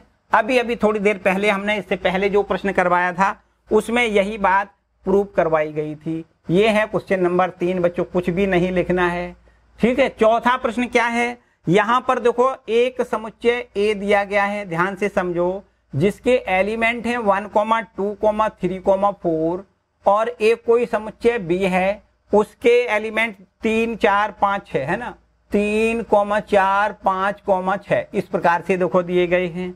एक कोई समुच्चय सी है जिसके अवयव यहाँ हैं 5, 6, 7, 8, 5, 6, 7, 8 यहाँ पर इसके अवयव हैं। और इसके बाद में एक और कोई समुच्चय है डी, जिसके अवयव यहाँ पर लिखे हैं 7, 8, 9, 10, कितना है 7, 8, 9, 10 यहाँ पर हैं, इसके अवयव हो गए। अब आपसे देखो क्या क्या बातें पूछी गई हैं, बेहद आसान बातें पूछी हैं बच्चों। हमसे पूछा है कि भाई ए यूनियन बी बता दो, ए और बी का यूनियन कर दो, हमें ए और बी के सभी अवयवों को एक साथ लिखना है, बस काम खत्म, फिनिश। क्या करना है, यहां पर हमें ए के सब और बी के सब अवयवों को लिखना है, लेकिन जो यहां पर हो दोनों में उभयनिष्ठ हो उनको एक बार लिखना है। देखो 4 भी उभयनिष्ठ है, उसको भी एक बार लिखना है। तो बच्चों 1 लिखना पड़ेगा, 2 लिखना है, 3 लिखना है, 4 लिखना है। अब 3, 4 यहाँ है, इसको छोड़ दें, ठीक है। यहाँ दोनों में से उभयनिष्ठ अवयव केवल एक बार लिखना होता है। अब यहाँ देखो 5 भी लिखना है, 6 भी लिखना है। हमने सब अवयवों को इकट्ठा कर लिया जो ए में भी है और बी में भी है, उन सभी को इकट्ठा करके हमने लिख लिया। तो ये हो गया ए यूनियन बी। बोलो बच्चों ठीक है। सारे प्रश्न एक जैसे हैं, बिल्कुल एकदम आसान से। ए और सी का यहाँ पर देखो ध्यान दें, ए यूनियन सी करना है। अब बच्चों ए और सी के सब अवयवों को इकट्ठा कर लें, ए के अवयव और सी के अवयव सब इकट्ठा करके यहां लिख दें। 1, 2, 3, 4 फिर 5, 6, 7, 8 लिखोगे, आंसर आ जाएगा। आप खुद कर सकते हो बहुत आसान से। इसके बाद बी, यहां पर इसके बाद में देखो तीसरा पार्ट जो है उसमें पूछा है बी यूनियन सी बताओ। तो बच्चों बी और सी के अवयवों को इकट्ठा करके लिख दो। ध्यान दें यहाँ पर 5 और 5 और 6 और 6 ये उभयनिष्ठ हैं, उनको एक बार लिखना है, बाकी सब अवयव इसके लिखना है, 5 6 को छोड़ देना है क्योंकि 5 6 इसमें भी है, और यहाँ पर 7,8 है, तो ये सब अवयव लिखने हैं, 7,8 भी लिखना है। समझो आंसर आ गया है ना। ठीक, इसको आप खुद कर सकते हो बच्चों, आपके लिए होमवर्क है सब कुछ। बी यूनियन डी करना है, क्या करना है, बी यूनियन डी करना है बच्चों। अब हमें क्या करना है, बी और डी के, बी और डी, बी ये है, डी ये है, इन सभी अवयवों को एक साथ करके लिखना है। 3 4 5 6। अब यहां पर देखो कोई भी अवयव उभयनिष्ठ नहीं है, तो आपको 7 8 9 10 इसके भी अवयव सारे लिखने हैं, इसके भी सारे अवयव लिखना है, सब इकट्ठा करके आप यहां लिखोगे, इसका भी आपको आंसर मिल जाएगा, ये भी आप कर सकते हो। इसके बाद बच्चों यहां पर देखो ये जो 5वां प्रश्न है, ये 5वां प्रश्न है, इसमें लिखा है A union B union C. बताओ बच्चों यहां पर तीन अवयव हैं, 3 समुच्चय हैं, ए बी सी, तीनों का यूनियन करना है। बहुत बेहद आसान काम है। ए मतलब 1 2 3 4, 1 2 3 4 लिखना है, यूनियन का निशान लगा दो। बी है आपका 3 4 5 6 लिखना है, फिर यूनियन का निशान लगा दो। सी के अवयव हैं 5 6 7 8। ठीक है बच्चों, ये अब देखो ध्यान दें, पहले 2 पर देखो, चूंकि हमेशा हमने बताया कि जो संक्रियाएं होती हैं 2 पर लगती हैं हमेशा, तो आप क्या करना है, इन 2 पर संक्रिया लगा दो अथवा इन 2 पर लगा दो, आपका मन है जैसा करना चाहो कर सकते हो, लेकिन पहले 2 पर 2 अवयवों पर ही 2 समुच्चयों पर ही संक्रिया लगानी है आपको। तो बच्चों यहाँ दोनों पर संक्रिया यदि लगा दी जाए तो देखो ध्यान दें, यूनियन का मतलब हमें इसके और इसके सब अवयवों को इकट्ठा करना है। देखो 1 लिखना पड़ेगा, 2 भी हमें यहाँ लिखना होगा। अब 3 चूंकि उभयनिष्ठ है, 4 उभयनिष्ठ है, इसमें केवल और केवल एक बार लिखना है, 3 एक बार लिखना है, 4। अब 5 लिखना है और 6 लिखना है। ठीक है, ये हो गया देखो इन दोनों का यूनियन, और फिर यूनियन का निशान लगाओ, और फिर इस पर देखो ये आपका 5 6 7 8। ठीक है बच्चों, अब फिर वही काम करना है, ये ए हो गया समझो, ये बी हो गया समझो, इन दोनों का यूनियन कैसे करोगे, सारे अवयव इकट्ठे लिख दो। 1 लिखना है, 2 लिखना है, 3 लिखना है, 4 लिखना है। इसमें 5 6 देखो उभयनिष्ठ है दोनों में, तो एक ही बार लिखना है ना। 5 लिखना है, 6 लिखना है। अब ये 5 6 नहीं लिखना है, 7 और 8 लिखना है। तो बच्चों ये हो गया A union B union C का मान। बात आई समझ में? मेरे ख्याल से तो किसी प्रकार की कोई समस्या बच्चों हो नहीं रही होगी, बिल्कुल आसान सारे प्रश्न हैं। तो ये प्रश्न संख्या 6 कंप्लीट होता है आपका। कौन सा प्रश्न है ये? सॉरी, ये प्रश्न नंबर 4 आपका कंप्लीट होता है। तीसरे के बाद ये नंबर आपका कौन सा है? 4 है ना, चौथा नंबर आपका ये प्रश्न है। तो ये मेरे ख्याल से इसका जो 6वां पार्ट है वो भी आप कर सकते हो, 7वां पार्ट है वो भी आप कर सकते हो। उसके बाद 2 पार्ट और दिए गए हैं, इसी टाइप के ही सारे प्रश्न हैं। ठीक है, आपसे पूछा गया है कि A union B union D बताइए, और लास्ट वाले में पूछा गया है B union C union D बताइए। आप बिल्कुल आसान से कर सकते हो। ठीक है, आपके लिए होमवर्क है, यदि किसी प्रकार की कोई समस्या आपको दिखे, ठीक है, तो कमेंट करके हमसे आप जरूर पूछें। और यदि आपको बिल्कुल क्लियर हो गया है सब कुछ, तो अभी कमेंट करके हमें बताएं कि हाँ सर समझ में आ गया। ठीक है, इतना आपको करना है बच्चों, और कुछ नहीं। आगे आते हैं क्वेश्चन नंबर 5 पर। देखो इसको रब कर लेते हैं, इसको रब कर लेते हैं। क्वेश्चन नंबर 5 पर आते हैं। देखिए क्वेश्चन नंबर है आपका ये 5। देखो क्या कहता है क्वेश्चन नंबर 5। क्वेश्चन नंबर 5 में लिखा है प्रश्न 1 में दिए गए प्रत्येक समुच्चय का सर्वनिष्ठ बताइए। बच्चों ये जो प्रश्न नंबर 1 है उसमें अब हमसे सर्वनिष्ठ मानी इंटरसेक्शन पूछा गया है। बहुत आसान काम होता है, जैसा हमने बताया इंटरसेक्शन का मतलब हमें दोनों के उभयनिष्ठ अवयवों को लिखना है, बस केवल इतनी बात, उभयनिष्ठ अवयवों को लिखना है। जो आपके यहाँ पर देखो प्रश्न नंबर 1 में समुच्चय दिए गए हैं, बस उन्हीं समुच्चयों का हमें इंटरसेक्शन ज्ञात करना है। देखो प्रश्न नंबर 1 में a बराबर a नहीं x है, x बराबर यहाँ पर देखो दिया गया है 1 3 5, और कोई ये y समुच्चय है उसके भी अवयव यहाँ पर दिए गए हैं 1 2 3 1 2 3 दिए गए हैं। अब हमसे पूछा क्या गया है? हमसे पूछा गया है दोनों का इंटरसेक्शन बताओ। मतलब x इंटरसेक्शन y बताओ बच्चों, बहुत आसान से बताओ भाई क्या करोगे। हमें 1 3 5 में और इंटरसेक्शन काय से करना है, 1 2 3 से इंटरसेक्शन करना है। तो ये ढूंढना है कि इन दोनों समुच्चयों में उभयनिष्ठ अवयव क्या है। बच्चों एक ही उभयनिष्ठ अवयव है 1 और दूसरा उभयनिष्ठ अवयव है देखो 3। तो आपको 1,3 लिखना है। जो भी उभयनिष्ठ अवयव है, अगर 1 है तो 1 लिखना है, 2 है तो दोनों लिखने हैं, 3 है तो तीनों लिखने हैं। जो भी उभयनिष्ठ अवयव है उस सभी अवयवों को यहां पर इकट्ठा कर लें तो ये A intersection X intersection Y कहलाएगा बच्चों। है ना आसान काम, किसी प्रकार की कोई समस्या है नहीं, बिल्कुल आसान से सारे प्रश्न हैं।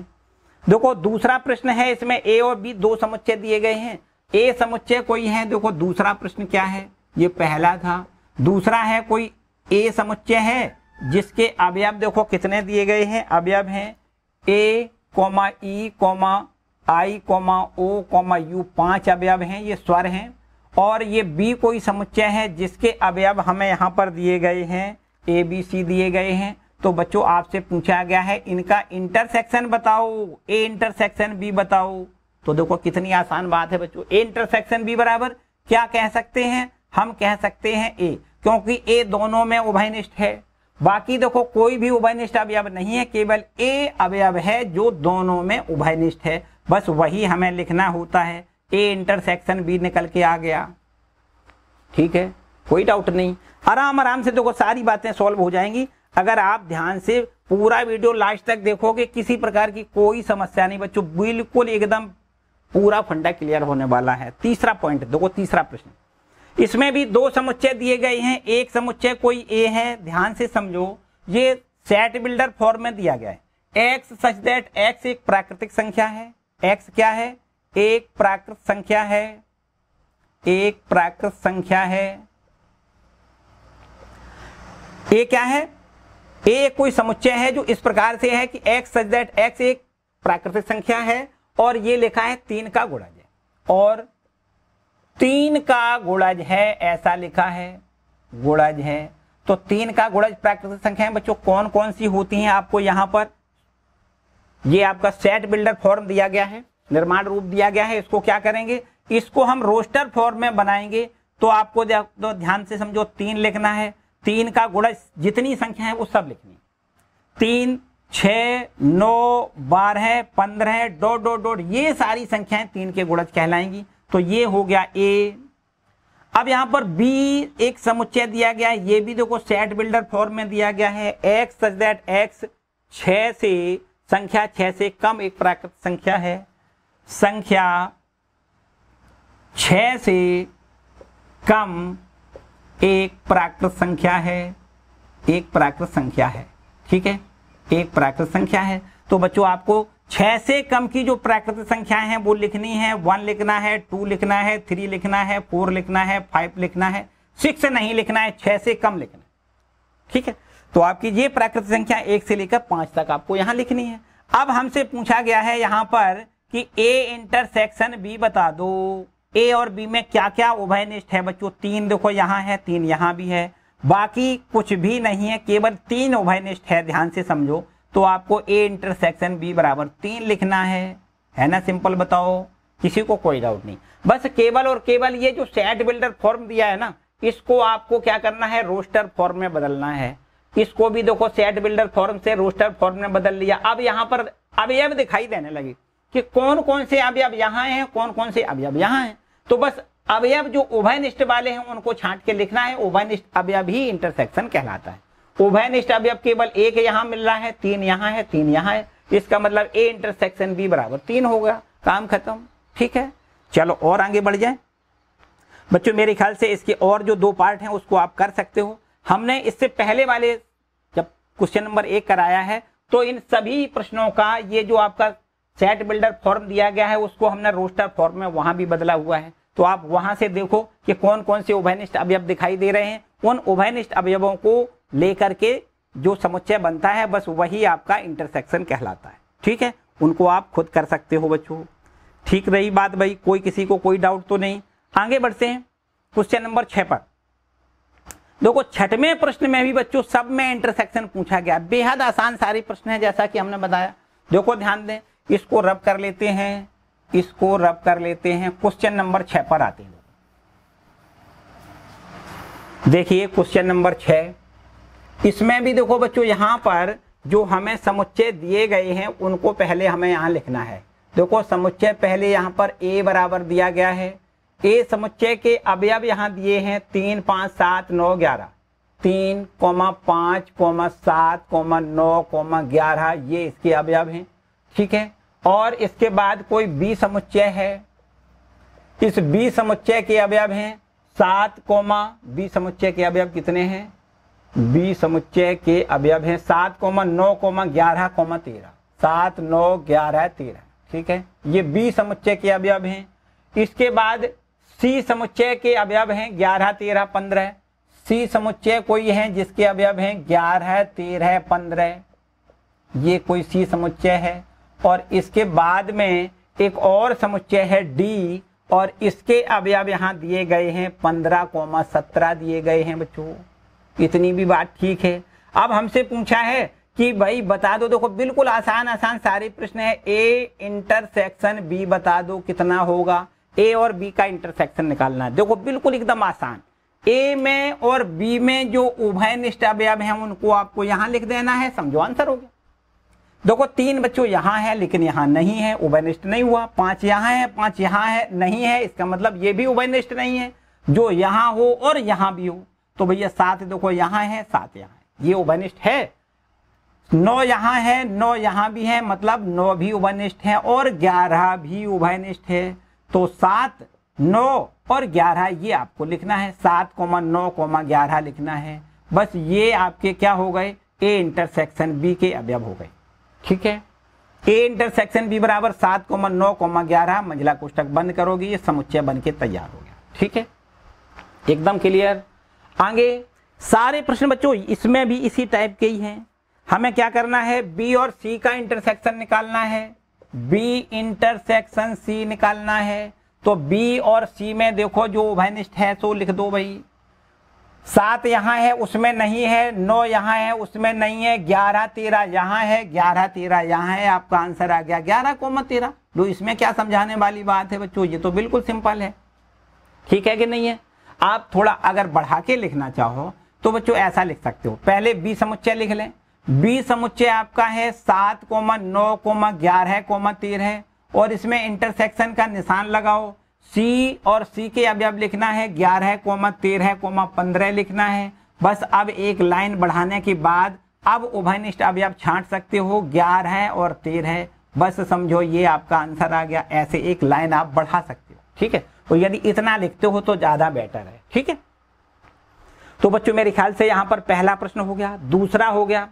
तीसरा प्रश्न में देखो क्या करना है, ध्यान से समझो। तीसरा प्रश्न में यहां तीनों का इंटरसेक्शन निकालना है, तीनों का इंटरसेक्शन निकालना है ना। तो आपके पास यहां लिखा है ए इंटरसेक्शन सी और इंटरसेक्शन डी लिखा है, ध्यान से समझना है। देखो हमने आपको अभी थोड़ी देर पहले भी बताया था कि कभी भी संक्रियाएं लगाई जाती हैं तो 2 समुच्चयों पर ही संक्रियाएं लगती हैं, 3 पर नहीं। तो पहले हम कोई 2 लें। देखो ध्यान दें, ए कोई समुच्चय है जिसके अवयव हैं 3, 5, 7, 9, 11, और ये इंटरसेक्शन का निशान लगा दो। अब सी लेना है। देखो सी समुच्चय ये लिखा हुआ, ये समुच्चय सी है जिसके अवयव हैं देखो 11, 13 और 15, और इसके बाद फिर इंटरसेक्शन का निशान लगाओ और डी समुच्चय लिख दें। डी समुच्चय है 15, 17, 15, 17। देखो ध्यान दें। अब बच्चों यहां पर हम इन दोनों समुच्चयों पर पहले ये संक्रिया लगा दें। क्या हमें इंटरसेक्शन करना है तो भाई जो उभयनिष्ठ है वो लिखना है। तो बच्चों यहां पर 11 है, यहां भी 11 है, बाकी कोई भी अवयव उभयनिष्ठ नहीं है। तो अगर इन दोनों का इंटरसेक्शन निकालोगे तो हमें केवल 11 लिखना पड़ेगा, और फिर इंटरसेक्शन करना है कैसे, फिर इंटरसेक्शन 15, 17 से करना है। अब बच्चों बताओ इन दोनों में क्या इंटरसेक्शन है, इन दोनों में क्या उभयनिष्ठ है। कोई भी अवयव उभयनिष्ठ नहीं है, मतलब इसको खाली छोड़ना है या इसको फाई लिखना है। क्या लिखना है, phi. A intersection C intersection D बराबर आंसर आएगा फाई। कोई डाउट किसी को? बिल्कुल एकदम बेहद आसान काम। इन दोनों में चूंकि उभयनिष्ठ है ही नहीं, कोई भी अवयव उभयनिष्ठ नहीं है, तो जब कोई अवयव उभयनिष्ठ नहीं है इसका मतलब ये रिक्त समुच्चय हो गया। बच्चों याद रखो, ऐसा नहीं करना है कि आपने 0 लिख दिया तो ये गलत माना जाएगा। आपको यहाँ पर कोई भी अवयव लिखना ही नहीं है, बिल्कुल नहीं लिखना है, क्योंकि 0 भी एक अवयव होता है। अगर 0 यहाँ हो, 0 यहाँ हो, तब आप बीच में 0 लिख सकते हो, इसका एक अवयव 0 भी हो सकता है। लेकिन चूंकि इसमें ना इसमें 0 है ना ही इसमें 0 है, तो इसका मतलब यहाँ पर उभयनिष्ठ 0 भी नहीं है, मतलब इसका कोई भी अवयव उभयनिष्ठ नहीं है, इसको खाली छोड़ देना है। और खाली का मतलब होता है रिक्त समुच्चय, फाई से जिसको डिनोट करते हैं। क्लियर बात है बच्चों? मेरे ख्याल से बचे हुए अब शेष प्रश्न आप बड़े आराम से खुद कर सकते हो। एक प्रश्न और करेंगे, कोई एक प्रश्न और करेंगे बच्चों। हम यहाँ पर एक प्रश्न करेंगे, क्वेश्चन नंबर आपका 9वां, ठीक है, इसको रब कर लेते हैं, क्वेश्चन नंबर 9वां कर देते हैं। बाकी सब प्रश्न आप खुद ब खुद आराम से कर सकते हो, बड़े आराम से, ठीक है। क्वेश्चन नंबर 9वां देखो बच्चों क्या लिखा है 9वें प्रश्न में, ये है क्वेश्चन नंबर 9वां। इसमें देखो क्या लिखा है, ये आपसे पूछा गया है कि ए इंटरसेक्शन बी और यहां पर इंटरसेक्शन का निशान है, और फिर यहां पर लिखा है बी यूनियन सी। यहां पर दोनों ऑपरेशन है, देखो यूनियन भी है और इंटरसेक्शन भी है। कोई बात नहीं, अगर यूनियन है तो उसमें हमें यूनियन करना है, इंटरसेक्शन है तो वहां पर हमें इंटरसेक्शन करना है। अब बच्चों ध्यान से समझो, यहां पर लिख देते हैं, पहले हमें ए और बी का जो इंटरसेक्शन है वो निकालना है। हम थोड़ा मौखिक करेंगे बड़े आराम से। देखो ए और बी, देखो ध्यान से, ये ए है ये बी है, तो ए के और बी के जो उभयनिष्ठ अवयव हैं, इंटरसेक्शन का मतलब उभयनिष्ठ अवयव, तो ए और बी का जब इंटरसेक्शन निकालोगे तो ए और बी के उभयनिष्ठ अवयव आपको यहां लिखना है। तो बच्चों यहाँ 3 है, यहाँ 3 नहीं है, 5 यहाँ है, 5 यहाँ नहीं है, लेकिन 7 देखो दोनों में है, इसलिए 7 उभयनिष्ठ दिखाई दे रहा है। 9 भी उभयनिष्ठ देखो दिखाई दे रहा है, 11 भी उभयनिष्ठ दिखाई दे रहा है। बच्चों यहाँ से हमने ए इंटरसेक्शन बी की वैल्यू देखो ये निकाल के रख दी। इसके बाद फिर देखो दोबारा से ये इंटरसेक्शन का निशान है, ये वाला निशान हमने इंटरसेक्शन का लगा दिया। अब यहां से बी और सी का यूनियन करके लिखना है, देखो यूनियन है ना, यू ऊपर का निशान बना है, तो बी और सी का हमें क्या करना है, बी ये है सी ये है, इन दोनों के अवयवों को इकट्ठा करके लिखना है। यूनियन का मतलब इकट्ठा करके लिखना है। तो यहां पर देखो बच्चों 7 है, 7 को भी लिखना पड़ेगा, 9 को भी लिखना पड़ेगा, 11 दोनों जगह है, केवल एक जगह लिखना है। उभयनिष्ठ अवयव को एक बार लिखते हैं। 13 यहाँ है, 13 यहाँ एक बार लिखना है, और यहाँ पर लास्ट में ये 15 है, इसको भी लिखना है। अब बच्चों यहाँ तक हम लोग पहुंच गए, इसमें तो कोई डाउट नहीं। अब हमने एक ये समुच्चय है, एक समुच्चय ये है, इन दोनों का क्या है, इंटरसेक्शन निकालना है। मतलब इन दोनों में जो उभयनिष्ठ अवयव हैं उनको लिखना है, उनसे जो समुच्चय बनेगा वो इन दोनों का इंटरसेक्शन हो जाएगा। बच्चों 7 यहाँ है और 7 यहाँ भी है, इसका मतलब ये तो दोनों में उभयनिष्ठ है, आपको लिखना है। 9 यहाँ है, 9 यहाँ है, ये भी आपको देखो लिखना है बच्चों, 9 भी लिखना है, 11 भी लिखना है, क्योंकि 11 भी दोनों जगह है। बस ऐसा तीनों अवयव आपके ये उभयनिष्ठ हो रहे। तो A intersection B union C बराबर आपको ये आंसर लिखना है। मेरे ख्याल से बच्चों बिल्कुल स्पष्ट समझ में आया होगा, किसी प्रकार का कोई डाउट नहीं, ठीक है, क्लियर बात है।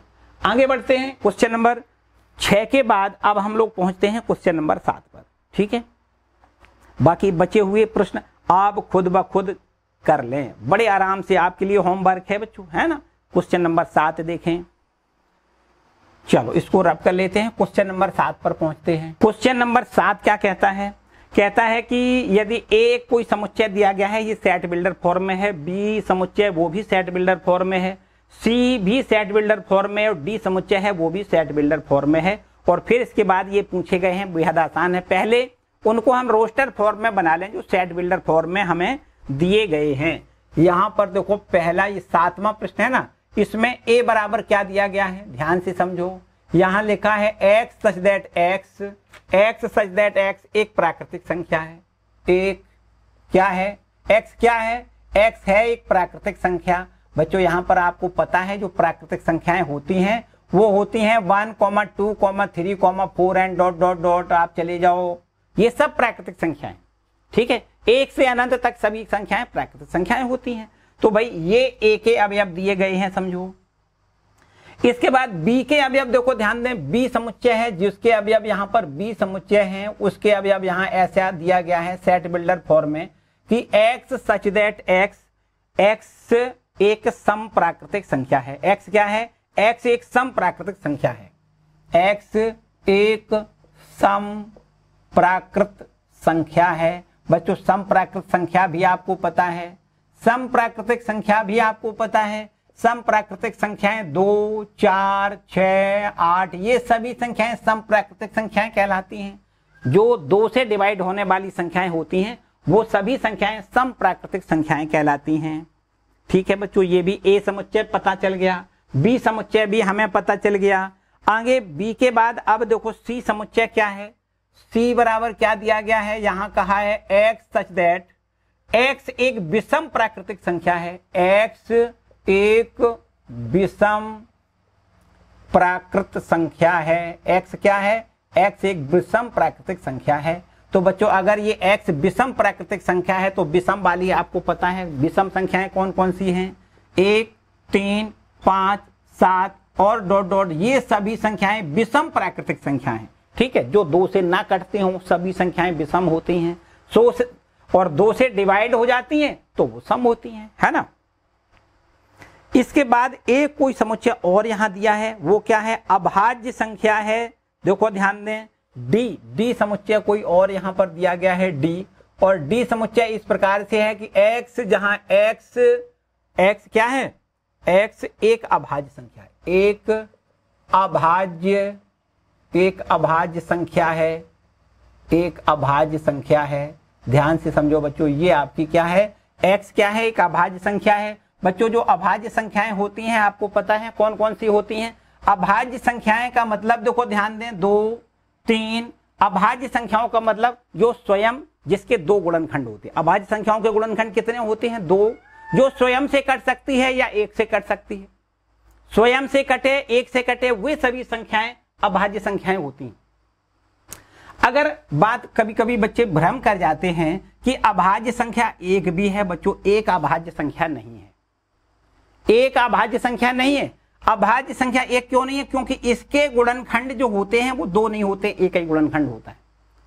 2 गुणनखंड, अभाज्य संख्याओं के 2 गुणनखंड होने चाहिए। जैसे हम कहें 2 के 2 गुणनखंड है भाई, 2 गुणे 1 2 से भी कटता है, 1 से भी कटता है। ठीक है, 3 की बात करें, 3 गुणे 1 3, 1 से भी कैंसिल कट जाएगा और 3 से भी कट जाएगा, स्वयं से कटे या 1 से कटे। ऐसी सभी संख्याएं क्या कहलाती हैं? अभाज्य संख्याएं कहलाती हैं। एक आपकी संख्या अभाज्य नहीं है। याद रखिए, आपको 2 से नंबर लगाना है, 2, 3 और यहां पर हम लिख देते हैं 5 और 7 और 9 नहीं 11, 13। ये सारी संख्याएं कैसी संख्या हैं? ये अभाज्य संख्या है। ठीक है, इतनी बात क्लियर हो गई। अब बच्चों यहां पर हमने 4, एक समुच्चय ये है, दूसरा बी समुच्चय ये है, तीसरा समुच्चय सी ये है, चौथा डी समुच्चय ये है। अब हमसे क्या क्या चीजें पूछी गई हैं जरा ध्यान से समझो। ए इंटरसेक्शन बी का मान बताओ। क्या करना है? ए इंटरसेक्शन बी का मान पूछा गया है। बच्चों ए और बी में जो उभयनिष्ठ अवयव हैं उनको लिखना है। ए के अवयव ये हैं, बी के अवयव ये हैं, इन दोनों में बता दो क्या उभयनिष्ठ है। बच्चों हम कह सकते हैं देखो इसमें 2 है, इसमें भी 2 है, इसमें 4 है, इसमें भी 4 है। आगे कहीं देखो इसमें 5 भी आएगा, 6 भी आएगा, मतलब 6 इसमें है, 6 इसमें है, 8 भी आएगा, 8 भी इसमें है। बच्चों कुल मिला के हम ऐसा कह सकते हैं कि ए और बी में जो उभयनिष्ठ अवयव हैं वो हैं 2, 4, 6, 8। ये सब अवयव ए और बी के उभयनिष्ठ अवयव हैं। मतलब ऐसा भी कह सकते हैं कि ए इंटरसेक्शन बी बराबर 2, 4, 6, 8 का मतलब क्या है? 2, 4, 6, 8 का मतलब है बी। तो यहां पर ए इंटरसेक्शन बी बराबर हमें बी मिल रहा है। ठीक है, कोई डाउट किसी को? ए इंटरसेक्शन बी बराबर 2, 4, 6, 8, इसको ये लिखना है, इसका मतलब बी है, क्योंकि 2, 4, 6, 8 को ही हम बी लिखते हैं। ठीक है, क्लियर सी बात है। तो ए इंटरसेक्शन बी बराबर यहां से देखो हमें बी मिल रहा है। दूसरा प्रश्न आपका देखो क्या कहता है। इसमें दूसरा प्रश्न में हमसे पूछा गया है कि भाई ए इंटरसेक्शन सी बताओ। ए इंटरसेक्शन सी बताओ। तो ए इंटरसेक्शन सी, आप ध्यान से देखो, ए और सी के उभयनिष्ठ अवयवों को लिखना है। ए ये रहा और सी आपका ये रहा। अब बताओ इनके और इनके जो उभयनिष्ठ अवयव हैं वो कौन कौन से हैं बच्चों, ध्यान से समझो। एक यहाँ भी है, यहाँ भी है, 3 यहाँ है, 3 यहाँ भी है, 5 यहाँ है, 5 यहाँ भी है, 7 यहाँ है, 7 यहाँ भी है। मतलब कुल मिला के हम ये कह सकते हैं कि जो उभयनिष्ठ हैं वो 1, 3, 5, 7 ये सब उभयनिष्ठ अवयव हैं, है कि नहीं है। अब जब ये उभयनिष्ठ अवयव हैं तो 1, 3, 5, 7 को क्या कह सकते हैं, हम कह सकते हैं सी। तो यहां से ए इंटरसेक्शन सी बराबर बच्चों सी मिल रहा है। ठीक है, एकदम कोई डाउट वाली बात तो नहीं है, एकदम क्लियर हो रहा है बच्चों, एकदम क्लियर, किसी प्रकार की कोई समस्या नहीं होनी चाहिए। आगे ए इंटरसेक्शन डी का मान बता दो, ए इंटरसेक्शन डी का मान बता दो। ए इंटरसेक्शन डी, ए और डी में उभयनिष्ठ अवयव छांट लो। ए आपका ये है, देखो ध्यान दें, ए ये है, डी आपका ये है, बता दो उभयनिष्ठ अवयव क्या है। तो बच्चों आपको लिखना है उभयनिष्ठ अवयव केवल 2 है, ध्यान से समझो। 2 यहां भी है, 2 यहां भी है, बाकी बाकी बाकी बाकी बाकी बाकी भी है। देखो ध्यान दें, 2 तो है ही है, इसके बाद 3 भी यहां है, 3 को भी लिखना है, 5 यहां है, 5 भी लिखना है, 7 भी लिखना है, 9 भी लिखना है, ये सब कुछ लिखना है ना। ये विषम वाले, यहां पर 9 नहीं, गलती हो गई, यहां 9 नहीं, 9 तो इसमें है नहीं ना, 9 लेकिन इसमें है और यहां पर नहीं है, मतलब हमें उभयनिष्ठ छांटना है। तो यहां पर देखो क्या क्या है, एक बार फिर से समझो। 2 है, 2 लिख दिया, 3 यहां है, 3 यहां है, 3 भी लिख लिया, 5 यहां है, 5 यहां है, 5 भी लिख लिया, 7 यहां भी होगा, देखो आगे 7 भी होगा ना, 7 यहां है, 7 यहां है, 7 भी लिख लिया। अब देखो ध्यान दें, इसमें 9 होगा लेकिन इसमें 9 नहीं है, क्योंकि यहां पर अभाज्य संख्या है। अब ये तो 9 तो भाज्य संख्या है ना, तो 9 नहीं लिखना है। इसके बाद में बच्चों आगे कभी 13 देखो यहां आएगा तो 13 भी लिखना है।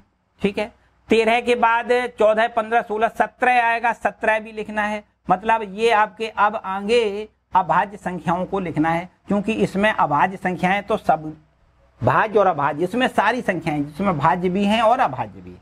तो अब यहाँ पर अभाज्य वाली जो बची हैं वो आपकी कॉमन आएंगी। इस तरीके से ए इंटरसेक्शन डी बराबर देखो आपको ये लिखना है पूरा। ठीक है, फिर से एक बार बताएं, ध्यान से समझो। यहां आप देख सकते हो 2 इसमें है, 2 इसमें है, कॉमन हो गया 2। 3 यहां है, 3 यहां है, 3 भी देखो कॉमन हो गया। इसके बाद 5 यहां है, 5 यहां है, 5 भी कॉमन हो गया। 7 यहां है, 7 यहां है, 7 भी कॉमन हो गया।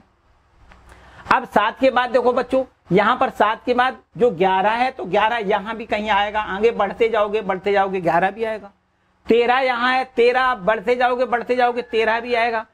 17 यहां है, यहां भी 17 होगा, क्योंकि 17 भी तो अभाज्य है, तो 17 यहां है और यहां भी आगे बढ़ते जाओगे तो 17 आएगा। तो कुल मिला के ये आपकी 13, 17, 19 ये सब अभाज्य संख्याएं आपको आगे यहां मिलेंगी। ठीक है, तो ये आपका ए इंटरसेक्शन डी का मान है। ठीक है, इसके और थोड़ा आगे बढ़े। ए इंटरसेक्शन डी के बाद अब हम लोग देखो बी इंटरसेक्शन सी की बात करते हैं। यहां पर देखो बी इंटरसेक्शन सी, बी और सी में उभयनिष्ठ अवयवों को छांट के लिख दो, आंसर हो जाएगा। बी मतलब 2, 4 ये है ना, और सी का मतलब देखो 1, 3, 5 बच्चों यहां और यहां आप देख सकते हो कोई भी अवयव उभयनिष्ठ नहीं होगा। ये सम संख्याएं हैं, ये विषम संख्याएं हैं, सम प्राकृतिक संख्याएं और ये विषम प्राकृतिक संख्याएं, तो इनमें कोई भी अवयव उभयनिष्ठ नहीं होगा। यहां पर आपको रिक्त समुच्चय लिखना है, इसका आंसर आपको क्या लिखना है 5। ठीक, बी इंटरसेक्शन सी बराबर आंसर क्या आएगा 5 आएगा। अब बी इंटरसेक्शन डी बता दो कितना होगा बच्चों। ये आपका क्वेश्चन था, ये क्वेश्चन था आपका चौथा, है ना, ये क्वेश्चन था चौथा। 5वां प्रश्न क्या कहता है कि बी इंटरसेक्शन डी बतानी है, बी और डी का जो उभयनिष्ठ अवयव है वो बताना है। बी का मतलब देखो 2, 4, 6, डी का मतलब देखो ये है। तो अब आपको क्या करना है, यहां पर बी और डी में आप देख सकते हो केवल 2 अवयव ऐसा है जो दोनों में उभयनिष्ठ है, बाकी कोई भी अवयव उभयनिष्ठ नहीं होगा। तो आपको केवल यहां पर 2 लिखना है, ये आपका इसका आंसर है। बी और डी में, बी आपका ये है ना, बी ये है और डी आपका ये है, तो उभयनिष्ठ अवयव केवल 2 है, दोनों में उभयनिष्ठ 2 ही तो है, बाकी और कोई अवयव उभयनिष्ठ नहीं है। इसलिए B इंटरसेक्शन D बराबर आपको 2 लिखना है। क्लियर बात है? क्लियर बात है। तो और आगे देखो भाई, C इंटरसेक्शन D कितना होगा? C intersection D, C intersection D बताओ कितना होगा? C और D को उभयनिष्ठ अवयवों को छांटो। C आपका कहाँ है बच्चों? ये है। D कहाँ है? ये है। इसके जो उभयनिष्ठ अवयव हैं वो छांटने हैं। तो भाई एक यहाँ है, एक तो वहां है नहीं। 3 है, 5 है, 7 है, आपको क्या लिखना है? 3 है, 5 है, 7 है, देखो ध्यान दें। ठीक है, 3 5 7, यहाँ कहीं देखो 9 भी होगा, और यहाँ कहीं फिर आगे जब जाओगे 9 के बाद में क्या होगा? देखो ध्यान दें, ये विषम वाली है ना, 9 के बाद 11 होगा, 11 यहाँ है, 11 यहाँ भी है। ठीक है, इसके बाद यहाँ पर 13 भी होगा, 13 यहाँ भी है। तो जो भी आपके उभयनिष्ठ अवयव आएंगे बच्चों, वो सब कुछ आपको यहाँ लिखना है। ठीक है, क्लियर बात है? तो बी सी इंटरसेक्शन डी, सी और डी के जो उभयनिष्ठ अवयव हैं उन अवयवों को लिखना है। ठीक, तो बच्चों इस तरीके से ये आपका क्वेश्चन नंबर 7 कंप्लीट होता है। 7वें के बाद अब हम लोग आते हैं क्वेश्चन नंबर 8 पर।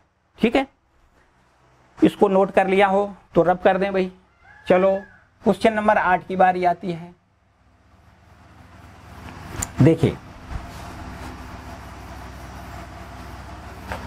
क्वेश्चन नंबर 8 ये हो गया। क्वेश्चन नंबर 8 देखो क्या कहता है, लिखा है निम्नलिखित समुच्चय युग्मों में से कौन से युग्म असंयुक्त हैं। बच्चों हमने आपको अभी थोड़ी देर पहले बताया था कि अगर दो समुच्चय हों, उनका अगर हम इंटरसेक्शन निकालें और इंटरसेक्शन का मान यदि फाई होता है तो समुच्चय असंयुक्त समुच्चय कहे जाते हैं।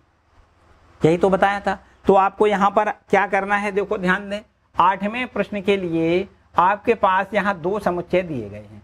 एक समुच्चय तो यहाँ पर दिया गया है 1 2 3 4, क्या है 1 2 3 4, इसके 4 अवयव हैं। और यहाँ पर एक दूसरा और समुच्चय देखो दिया गया है। दूसरा समुच्चय यहाँ सेट बिल्डर फॉर्म में दिया गया है, x सच दैट x एक प्राकृतिक संख्या है। x क्या है? एक प्राकृत संख्या है, एक प्राकृत संख्या है। और ये प्राकृतिक संख्या देखो ध्यान दें, इसमें भी लिखा है प्राकृतिक संख्या है। और ये प्राकृतिक संख्या कहां से कहां तक है, इसमें अंतराल दिया गया है। ये है 4 <= x <= 6 दिया गया है। तो बच्चों आपको यहां पता चल गया होगा कि 4 से लेके 6 तक की प्राकृतिक संख्याएं आपको यहां लिखनी है। ये आपका एक समुच्चय है देखो, जिसके अवयव हैं 1 2 3 4। और इस समुच्चय के जो अवयव होंगे वो कौन कौन से होंगे, देखो अगर इसको हम a लिख दें और इसको हम b लिख दें, ठीक है, तो जो b समुच्चय होगा उसके अवयव हो जाएंगे 4 5 और 6 हो जाएंगे। ठीक है, a समुच्चय के अवयव ये हैं, b समुच्चय के अवयव ये हैं। तो प्रश्न आपसे ये कहता है कि क्या ये दोनों समुच्चय असंयुक्त समुच्चय हैं। तो बच्चों यहां पर इन दोनों का इंटरसेक्शन निकालो, a इंटरसेक्शन b निकालो। तो यदि a इंटरसेक्शन b का मान फाई आ जाए तो हम कह देंगे कि असंयुक्त समुच्चय है, और यदि फाई ना आए तो लिख देंगे असंयुक्त समुच्चय नहीं है। तो यहां पर आप देख सकते हो 4 और 4 दोनों में देखो कॉमन है, तो यहां से a इंटरसेक्शन b का मान यहां क्या मिलेगा 4। फाई तो नहीं है, फाई नहीं है। यदि फाई नहीं है तो इसका मतलब क्या है, अतः आपको यहां लिखना है अतः a व b असंयुक्त समुच्चय नहीं है, असंयुक्त समुच्चय, असंयुक्त समुच्चय नहीं है, ये आपको लिखना है। ठीक है बच्चों, आई बात समझ में। हमें क्या करना है, 2 समुच्चय जो दिए गए हैं उनसे हमें दोनों का इंटरसेक्शन निकालना है। और यदि इंटरसेक्शन का मान फाई आता है तो लिखेंगे a और b असंयुक्त समुच्चय हैं, और यदि फाई नहीं आता है तो हमें लिखना है a व b असंयुक्त समुच्चय नहीं है, इतना आपको लिखना है। ठीक है बच्चों, चलो इसके बाद अगला प्रश्न क्या है। अगले प्रश्न में भी ऐसा ही कुछ दिया गया है, ध्यान से समझो। ये आपका पहला पार्ट था। इसके बाद देखो दूसरा पार्ट यहां पर है। दूसरा पार्ट क्या कहता है, इसमें भी 2 समुच्चय दिए गए हैं, a, e, i, o, u। यहां पर एक समुच्चय ये दिया गया है, तथा एक दूसरा समुच्चय यहां पर देखो दिया गया है जिसके अवयव हैं c d e f। C comma D comma E comma F ये आपके अवयव दिए गए हैं। तो आपको यहाँ पर ये देखना है कि ये असंयुक्त समुच्चय है या नहीं। तो यहाँ पर इन दोनों में अगर हम ये मान लें कि ये इसको हम मान लें सी और इसको हम मान लें डी, तो सी इंटरसेक्शन डी बताओ कितना है, दोनों का इंटरसेक्शन निकालो कितना होगा बच्चों। यहाँ पर आप देख सकते हो ई इसमें है, ई इसमें है, मतलब ई होगा। उभयनिष्ठ अवयव लिखना है और तो कुछ लिखना नहीं है।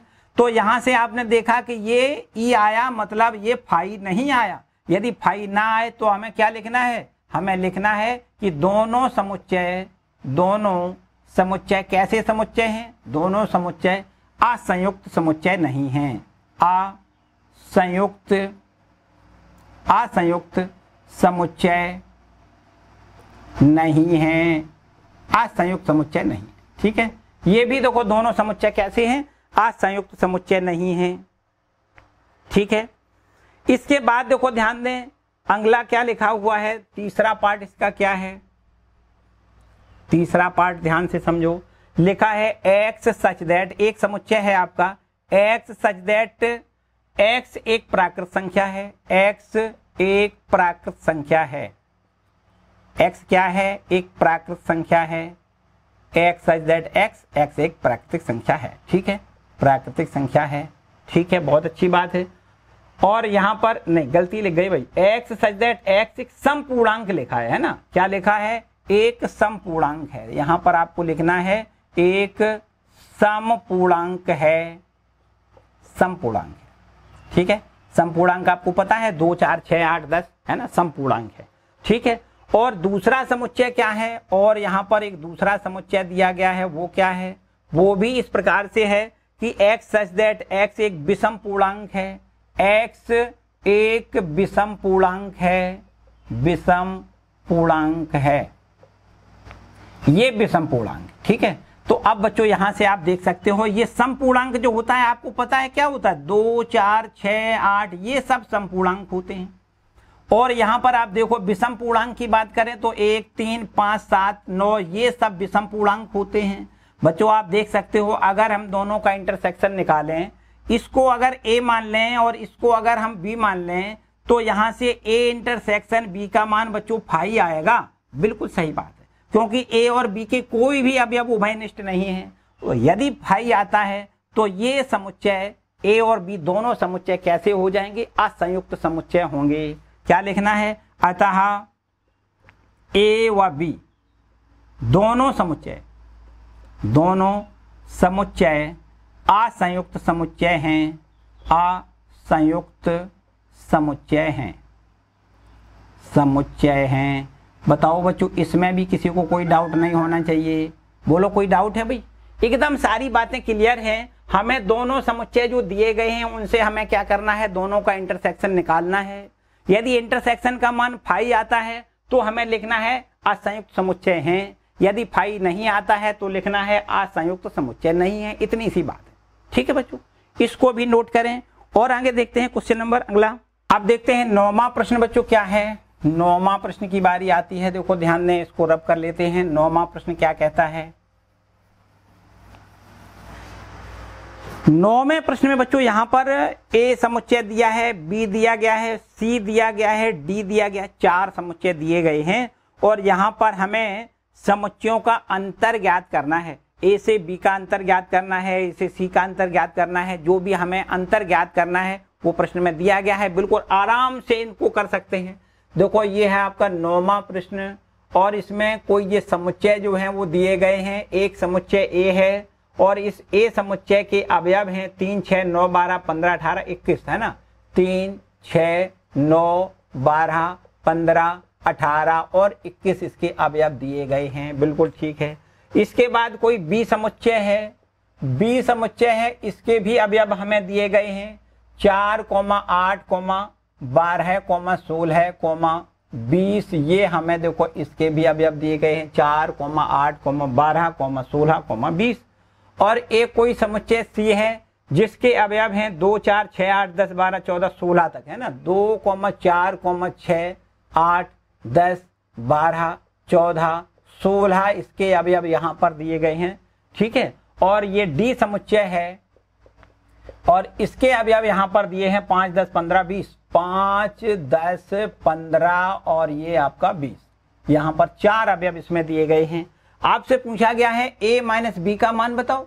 एकदम आसान, एकदम आसान, ध्यान से समझो। a माइनस बी, ए में हो किंतु बी में ना हो, ए में हो किंतु बी में ना हो, मतलब a जो है ना, a उसके अवयव यहाँ है 3, 6, 9, 12, 15, 18, 21, यहाँ ये तो a है, इसमें माइनस बी, बी का मतलब है 4, 8, 12, 16, 20, ये माइनस में है। तो बच्चों हमें क्या करना है, ए के अवयवों को लिखना है, लेकिन बी में ना हो वो अवयव ए के लिखने हैं। ए के वे अवयव लिखने हैं जो बी में ना हो। ध्यान से समझो, ए में 3 है लिखना है, बी में देखो ध्यान दें ये 6, ए में 6 है, क्या इसमें 6 है? नहीं है, इसका मतलब इसको भी लिखना है।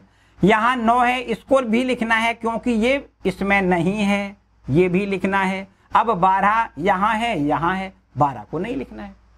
मतलब ये इसी के सारे अवयव लिखने हैं, लेकिन वो अवयव नहीं लिखने हैं जो बी में हो। तो ये तो बी में है ना 12, इसको नहीं लिखना है।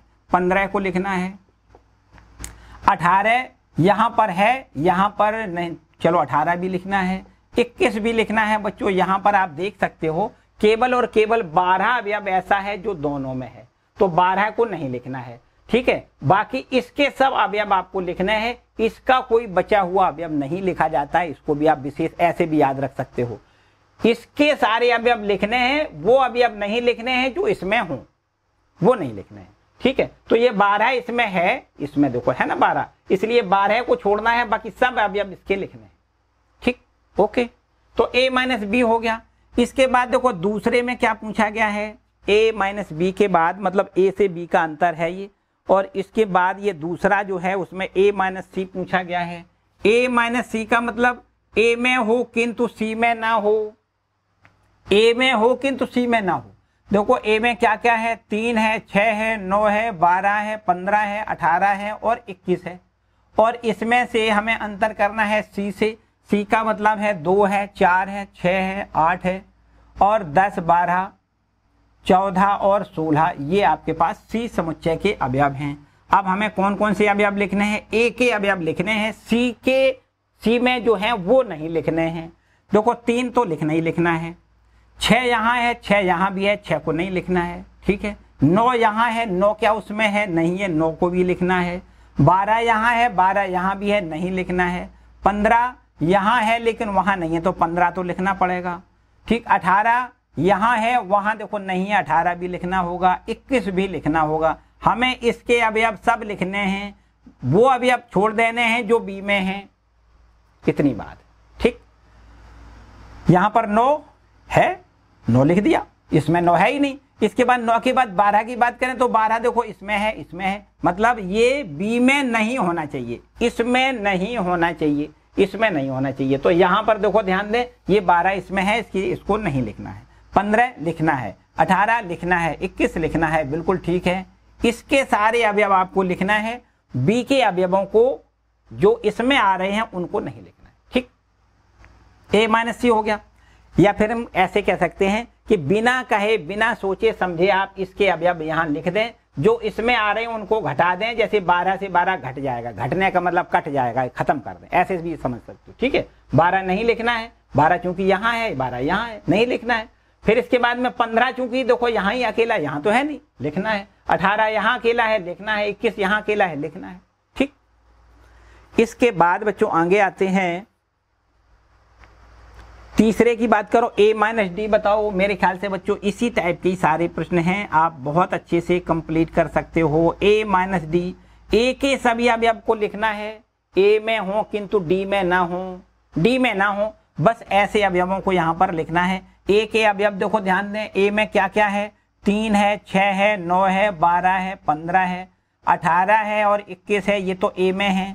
माइनस डी, और डी के अवयव यहाँ पर देखो लिखे हैं 5, 10, 15, 20। यहाँ से आपको क्या घटाना है, देखो डी वाले अवयवों को खत्म करना है। यहाँ पर देख सकते हो 5 यहाँ पर देखो कहीं है ही नहीं, 10 यहाँ पर है ही नहीं, कि 15 केवल कैंसिल होगा, ऐसे समझो 15 दोनों में है ना, 15 कैंसिल होगा। बाकी ये सारे अवयव आपको लिखने हैं।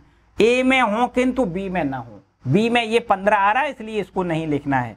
3, 6, 9, 12, 15 नहीं लिखना है, 18 लिखना है, 21 लिखना है। ये आपका देखो आंसर हो जाएगा।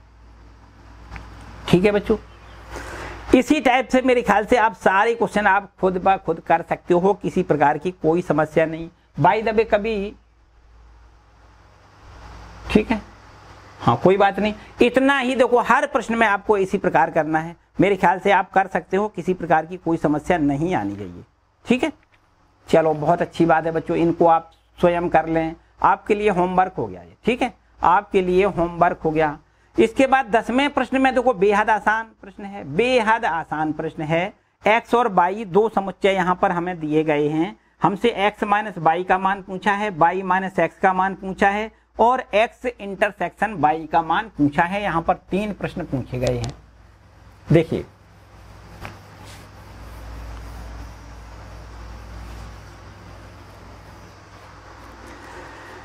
ये 10वां प्रश्न है और यहाँ पर एक समुच्चय कोई x है जिसके अवयव यहाँ है a, b, c, d है। एक समुच्चय कोई x है जिसके अवयव a, b, c, d है, बिल्कुल ठीक है। इसके बाद दूसरा समुच्चय कोई है आपका y और इस y के अवयव हैं f, b, d, g, f, b, g, d, g। यहाँ है d, यहाँ है d और यहाँ है g। ठीक है, ये आपके y के अवयव हैं। ठीक है, बहुत अच्छी बात है। इसमें हमसे 3 प्रश्न पूछे गए हैं। पहला प्रश्न है x माइनस y बताओ, x माइनस y। तो बच्चों x में हो किंतु y में ना हो, x में हो किंतु y में ना हो, a लिखना है। b आपको देखो नहीं लिखना है क्योंकि इसमें b y में भी है इसलिए b नहीं लिखना है। c लिखना है, d यहाँ भी है, यहाँ भी है, d भी आपको नहीं लिखना है। तो बच्चों x में हो किंतु y में ना हो, तो x में हो वो वाले अवयव लिखने हैं किंतु वो y में नहीं होना चाहिए। तो y में क्या क्या है, y में क्या क्या है, y में b है और y में d है। तो b और d आपको नहीं लिखना है, a और c लिखना है। ठीक, इसके बाद यहां पर दूसरे भाग में आपसे पूछा गया है y माइनस एक्स बताओ। y माइनस एक्स का मतलब y से x का अंतर करके बताना है। तो अब यहां पर y में हो किंतु x में ना हो, क्या करना है, y में हो किंतु यहां इसमें हो किंतु इसमें ना हो। देखो f तो बच्चों लिखना ही लिखना है, f लिखना है, b नहीं लिखना है, d नहीं लिखना है, g लिखना है। यहां से देखो ये हो गया y माइनस एक्स। बच्चों एक बात और बता दें, इससे एक कंक्लूजन, एक रिजल्ट मिल रहा है। कभी भी ऐसा नहीं हो सकता है कि x माइनस वाई और y माइनस एक्स ये बराबर बराबर आता हो, कभी ऐसा नहीं होगा। x माइनस वाई और y माइनस एक्स कभी यहाँ पर बराबर नहीं आएंगे। यहाँ x माइनस वाई बराबर a, c है, y माइनस एक्स बराबर f, g है। कभी भी कहीं पर भी x माइनस वाई और y माइनस एक्स दोनों आपस में बराबर नहीं आएंगे। ठीक है, ये आपका एक रूल सा हो गया, समझो रूल है ये कि x में से y का अंतर y में से x के अंतर के बराबर नहीं होता है। ठीक है, एक लास्ट में देखो एक बात और यहां पर पूछी गई है तीसरे पॉइंट पर देखो क्या पूछा गया है। तीसरे में कहा गया है दोनों का इंटरसेक्शन बताना है, x इंटरसेक्शन y का मान बताना है। तो भैया x का देखो ये लिखा हुआ है a b c d और इसमें से हमें क्या करना है, y f b d g, इसमें दोनों में हमें उभयनिष्ठ अवयवों को ढूंढना है। तो उभयनिष्ठ अवयव b है और d है, दो अवयव उभयनिष्ठ हैं। ये आपका देखो x इंटरसेक्शन y हो गया। ठीक है, और अंत में अब हम लोग पहुंच गए क्वेश्चन नंबर 11वें पर। ठीक, बिल्कुल आखिरी पायदान पर पहुंच रहे हैं हम लोग। 11वां प्रश्न क्या है, यदि r वास्तविक संख्याओं का और q परमेय संख्याओं के समुच्चय हैं तो r माइनस क्यू क्या होगा। अरे बच्चों बिल्कुल आसान बात है, बिल्कुल एकदम आसान बात है। देखो ध्यान दें, तो 11वें प्रश्न में देखो वास्तविक संख्याओं का मतलब r है ना, क्या कहोगे यहाँ पर, वास्तविक संख्याएं। वास्तविक संख्याएं बच्चों होती क्या हैं, वास्तविक संख्याएं जो r हैं वो क्या होती हैं, वो होती हैं परमेय संख्या। क्या होती हैं, सभी प्रकार की परमेय संख्या। जिनको हम परमेय संख्याओं को Q से लिखते हैं, प्लस सभी अपरिमेय संख्याएं, सभी अपरिमेय संख्याएं, अपरिमेय संख्याएं, ठीक है। तो परमेय संख्या प्लस अपरिमेय संख्याओं को कुल मिला के हम कहते हैं वास्तविक संख्या, ठीक है। अपरिमेय संख्याओं को Q बार से लिख लेते हैं, परमेय संख्याओं को Q से लिख लेते हैं। तो प्रश्न हमसे यह कहता है कि अगर वास्तविक संख्याओं में से परमेय को घटा दिया जाए, मतलब R माइनस Q कर दिया जाए, तो बच्चों यहाँ क्या बचेगा? एकदम सीधी बात है, यहाँ तो अपरिमेय संख्या बचेगी। क्या बचेगा? अपरिमेय संख्या बचेगी। इतनी बात है बच्चों। क्या है? अपरिमेय संख्या, जिसको हम Q बार से लिखते हैं। तो हमसे प्रश्न में यही पूछा गया है कि वास्तविक संख्याओं अर्थात R और Q मानी परमेय संख्याओं के समुच्चय हैं, तो R माइनस Q क्या होगा? तो बच्चों आपको लिखना है R माइनस Q अपरिमेय संख्या होगा। क्या होगा? R माइनस Q अपरिमेय संख्या होगा। यही आपका आंसर है और कुछ ज्यादा नहीं करना है, यही लिखना है आंसर में। अब इसके बाद लास्ट क्वेश्चन है 12वां बच्चों, अंतिम क्वेश्चन है 12वां। इसमें भी आपसे पूछा गया है, बताइए कि निम्नलिखित कथनों में से प्रत्येक सत्य है अथवा असत्य है, अपने उत्तर का औचित्य भी बताइए। आपको यहाँ पर ऐसा कहा गया है कि भाई आप बताओ कि यहाँ इसमें असंयुक्त कौन सा है, संयुक्त कौन सा है। जो भी कथन आपका सत्य है तो सत्य वाले को सत्य कहना है, असत्य वाले को असत्य कहना है, लेकिन उसका कारण बताना है कि आप क्यों सत्य इसको कह रहे हो, क्यों असत्य कह रहे हो। देखो ध्यान से, यहाँ पर पहला जो प्रश्न है, इसमें पहला ही समुच्चय दिया गया है 2 3 है, 2 है, फिर कोमा 3 है, फिर 4 है और 5 है। यहाँ पर 4 अवयव दिए गए हैं और यहाँ पर एक दूसरा समुच्चय जो है उसके अवयव यहाँ पर दिए गए हैं 3,6। ये दोनों समुच्चय असंयुक्त हैं, ऐसा लिखा है, असंयुक्त हैं। कैसा लिखा है? असंयुक्त हैं।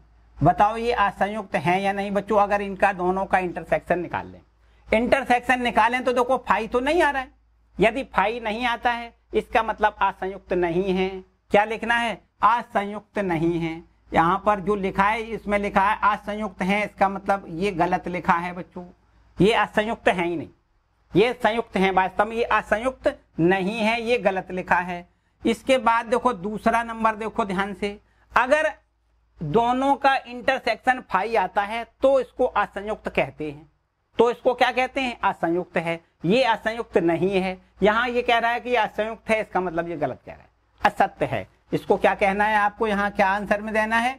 असत्य है, ऐसा लिखना है, ठीक है, असत्य लिखना है। इसके बाद बच्चों आगे अगर हम रीजन की बात करें, इसमें कहा है ना उत्तर का, आपको अपने उत्तर का औचित्य भी बताना है। तो आपको यहाँ इस प्रकार लिखना है, चूंकि यहाँ 2, 3, 4, 5 का जो इंटरसेक्शन हमने निकाला 3,6 के साथ में, वो इंटरसेक्शन फाई नहीं है। अगर फाई हो जाता तो इसको हम असंयुक्त लिख देते, ठीक है। फाई नहीं है, इसका मतलब ये असंयुक्त नहीं है, और ये कहता है संयुक्त है, इसका मतलब ये गलत कह रहा है, ठीक है। तो दूसरा प्रश्न क्या है बच्चों? यहाँ पर दूसरा प्रश्न क्या है? लिखा है एक समुच्चय है ए ई आई ओ, यहाँ पर अंग्रेजी वर्णमाला के स्वरों का समुच्चय है ए, ई, आई, ओ, यू, और एक दूसरा समुच्चय यहाँ पर दिया गया है, दूसरा समुच्चय यहाँ पर दिया गया है A B C D, A, B, C, D दिया गया है। अब आप ये देखो कि दोनों का इंटरसेक्शन निकालो, देखो फाई आ रहा है, अगर फाई आ जाए तो लिख दें असंयुक्त है। प्रश्न में क्या कहा गया है? ये असंयुक्त है। क्या कहा है? असंयुक्त। क्या कहता है? असंयुक्त है। बच्चों ये भी असंयुक्त नहीं है, ये भी बिल्कुल असत्य लिखा है, ये भी असत्य लिखा है। क्यों असत्य लिखा है? ध्यान से समझो। असत्य क्यों है?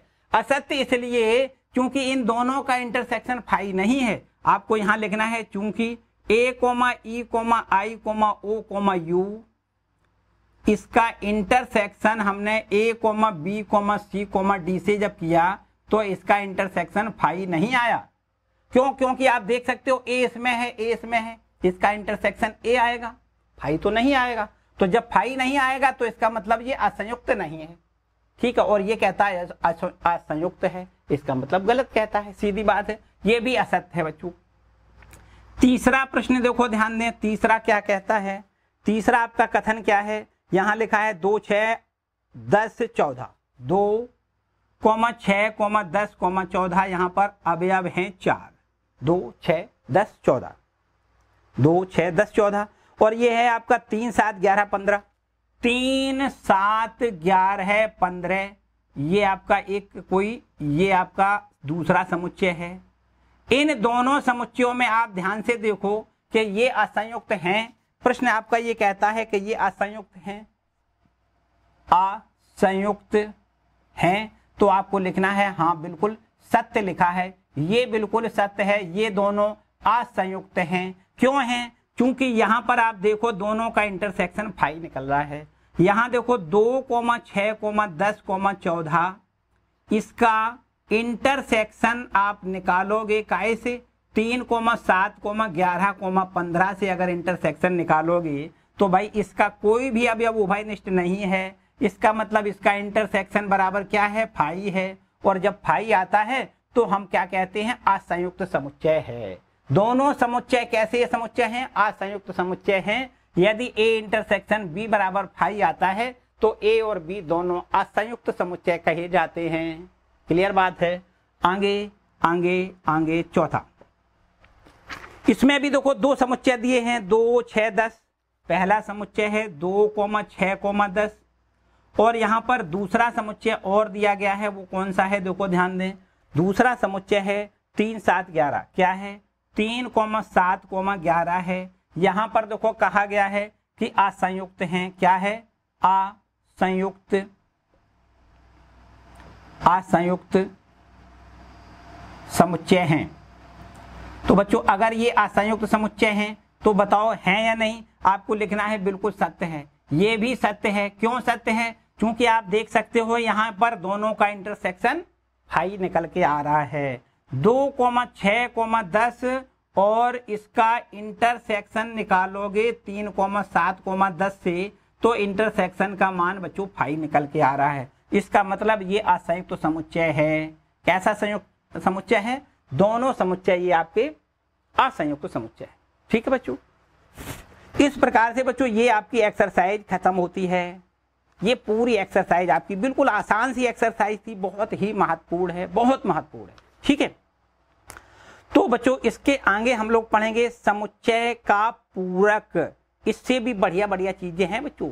हर एक आगे जब जाते हैं तो कुछ ना कुछ नया मिलता है। ठीक है, समुच्चय का पूरक हमें पढ़ना है और समुच्चय के पूरक पर ही आधारित ये आपकी प्रश्नावली 1.5 है, जिसको हम लोग अगले वाले वीडियो में कंप्लीट करेंगे। ठीक है, आज के लिए फिलहाल इतना ही रखते हैं। यहाँ पर किसी प्रकार की बच्चों कोई अगर परेशानी, कोई समस्या, कोई डाउट आता है तो कमेंट सेक्शन में कमेंट करके हमसे आप जरूर पूछ लें।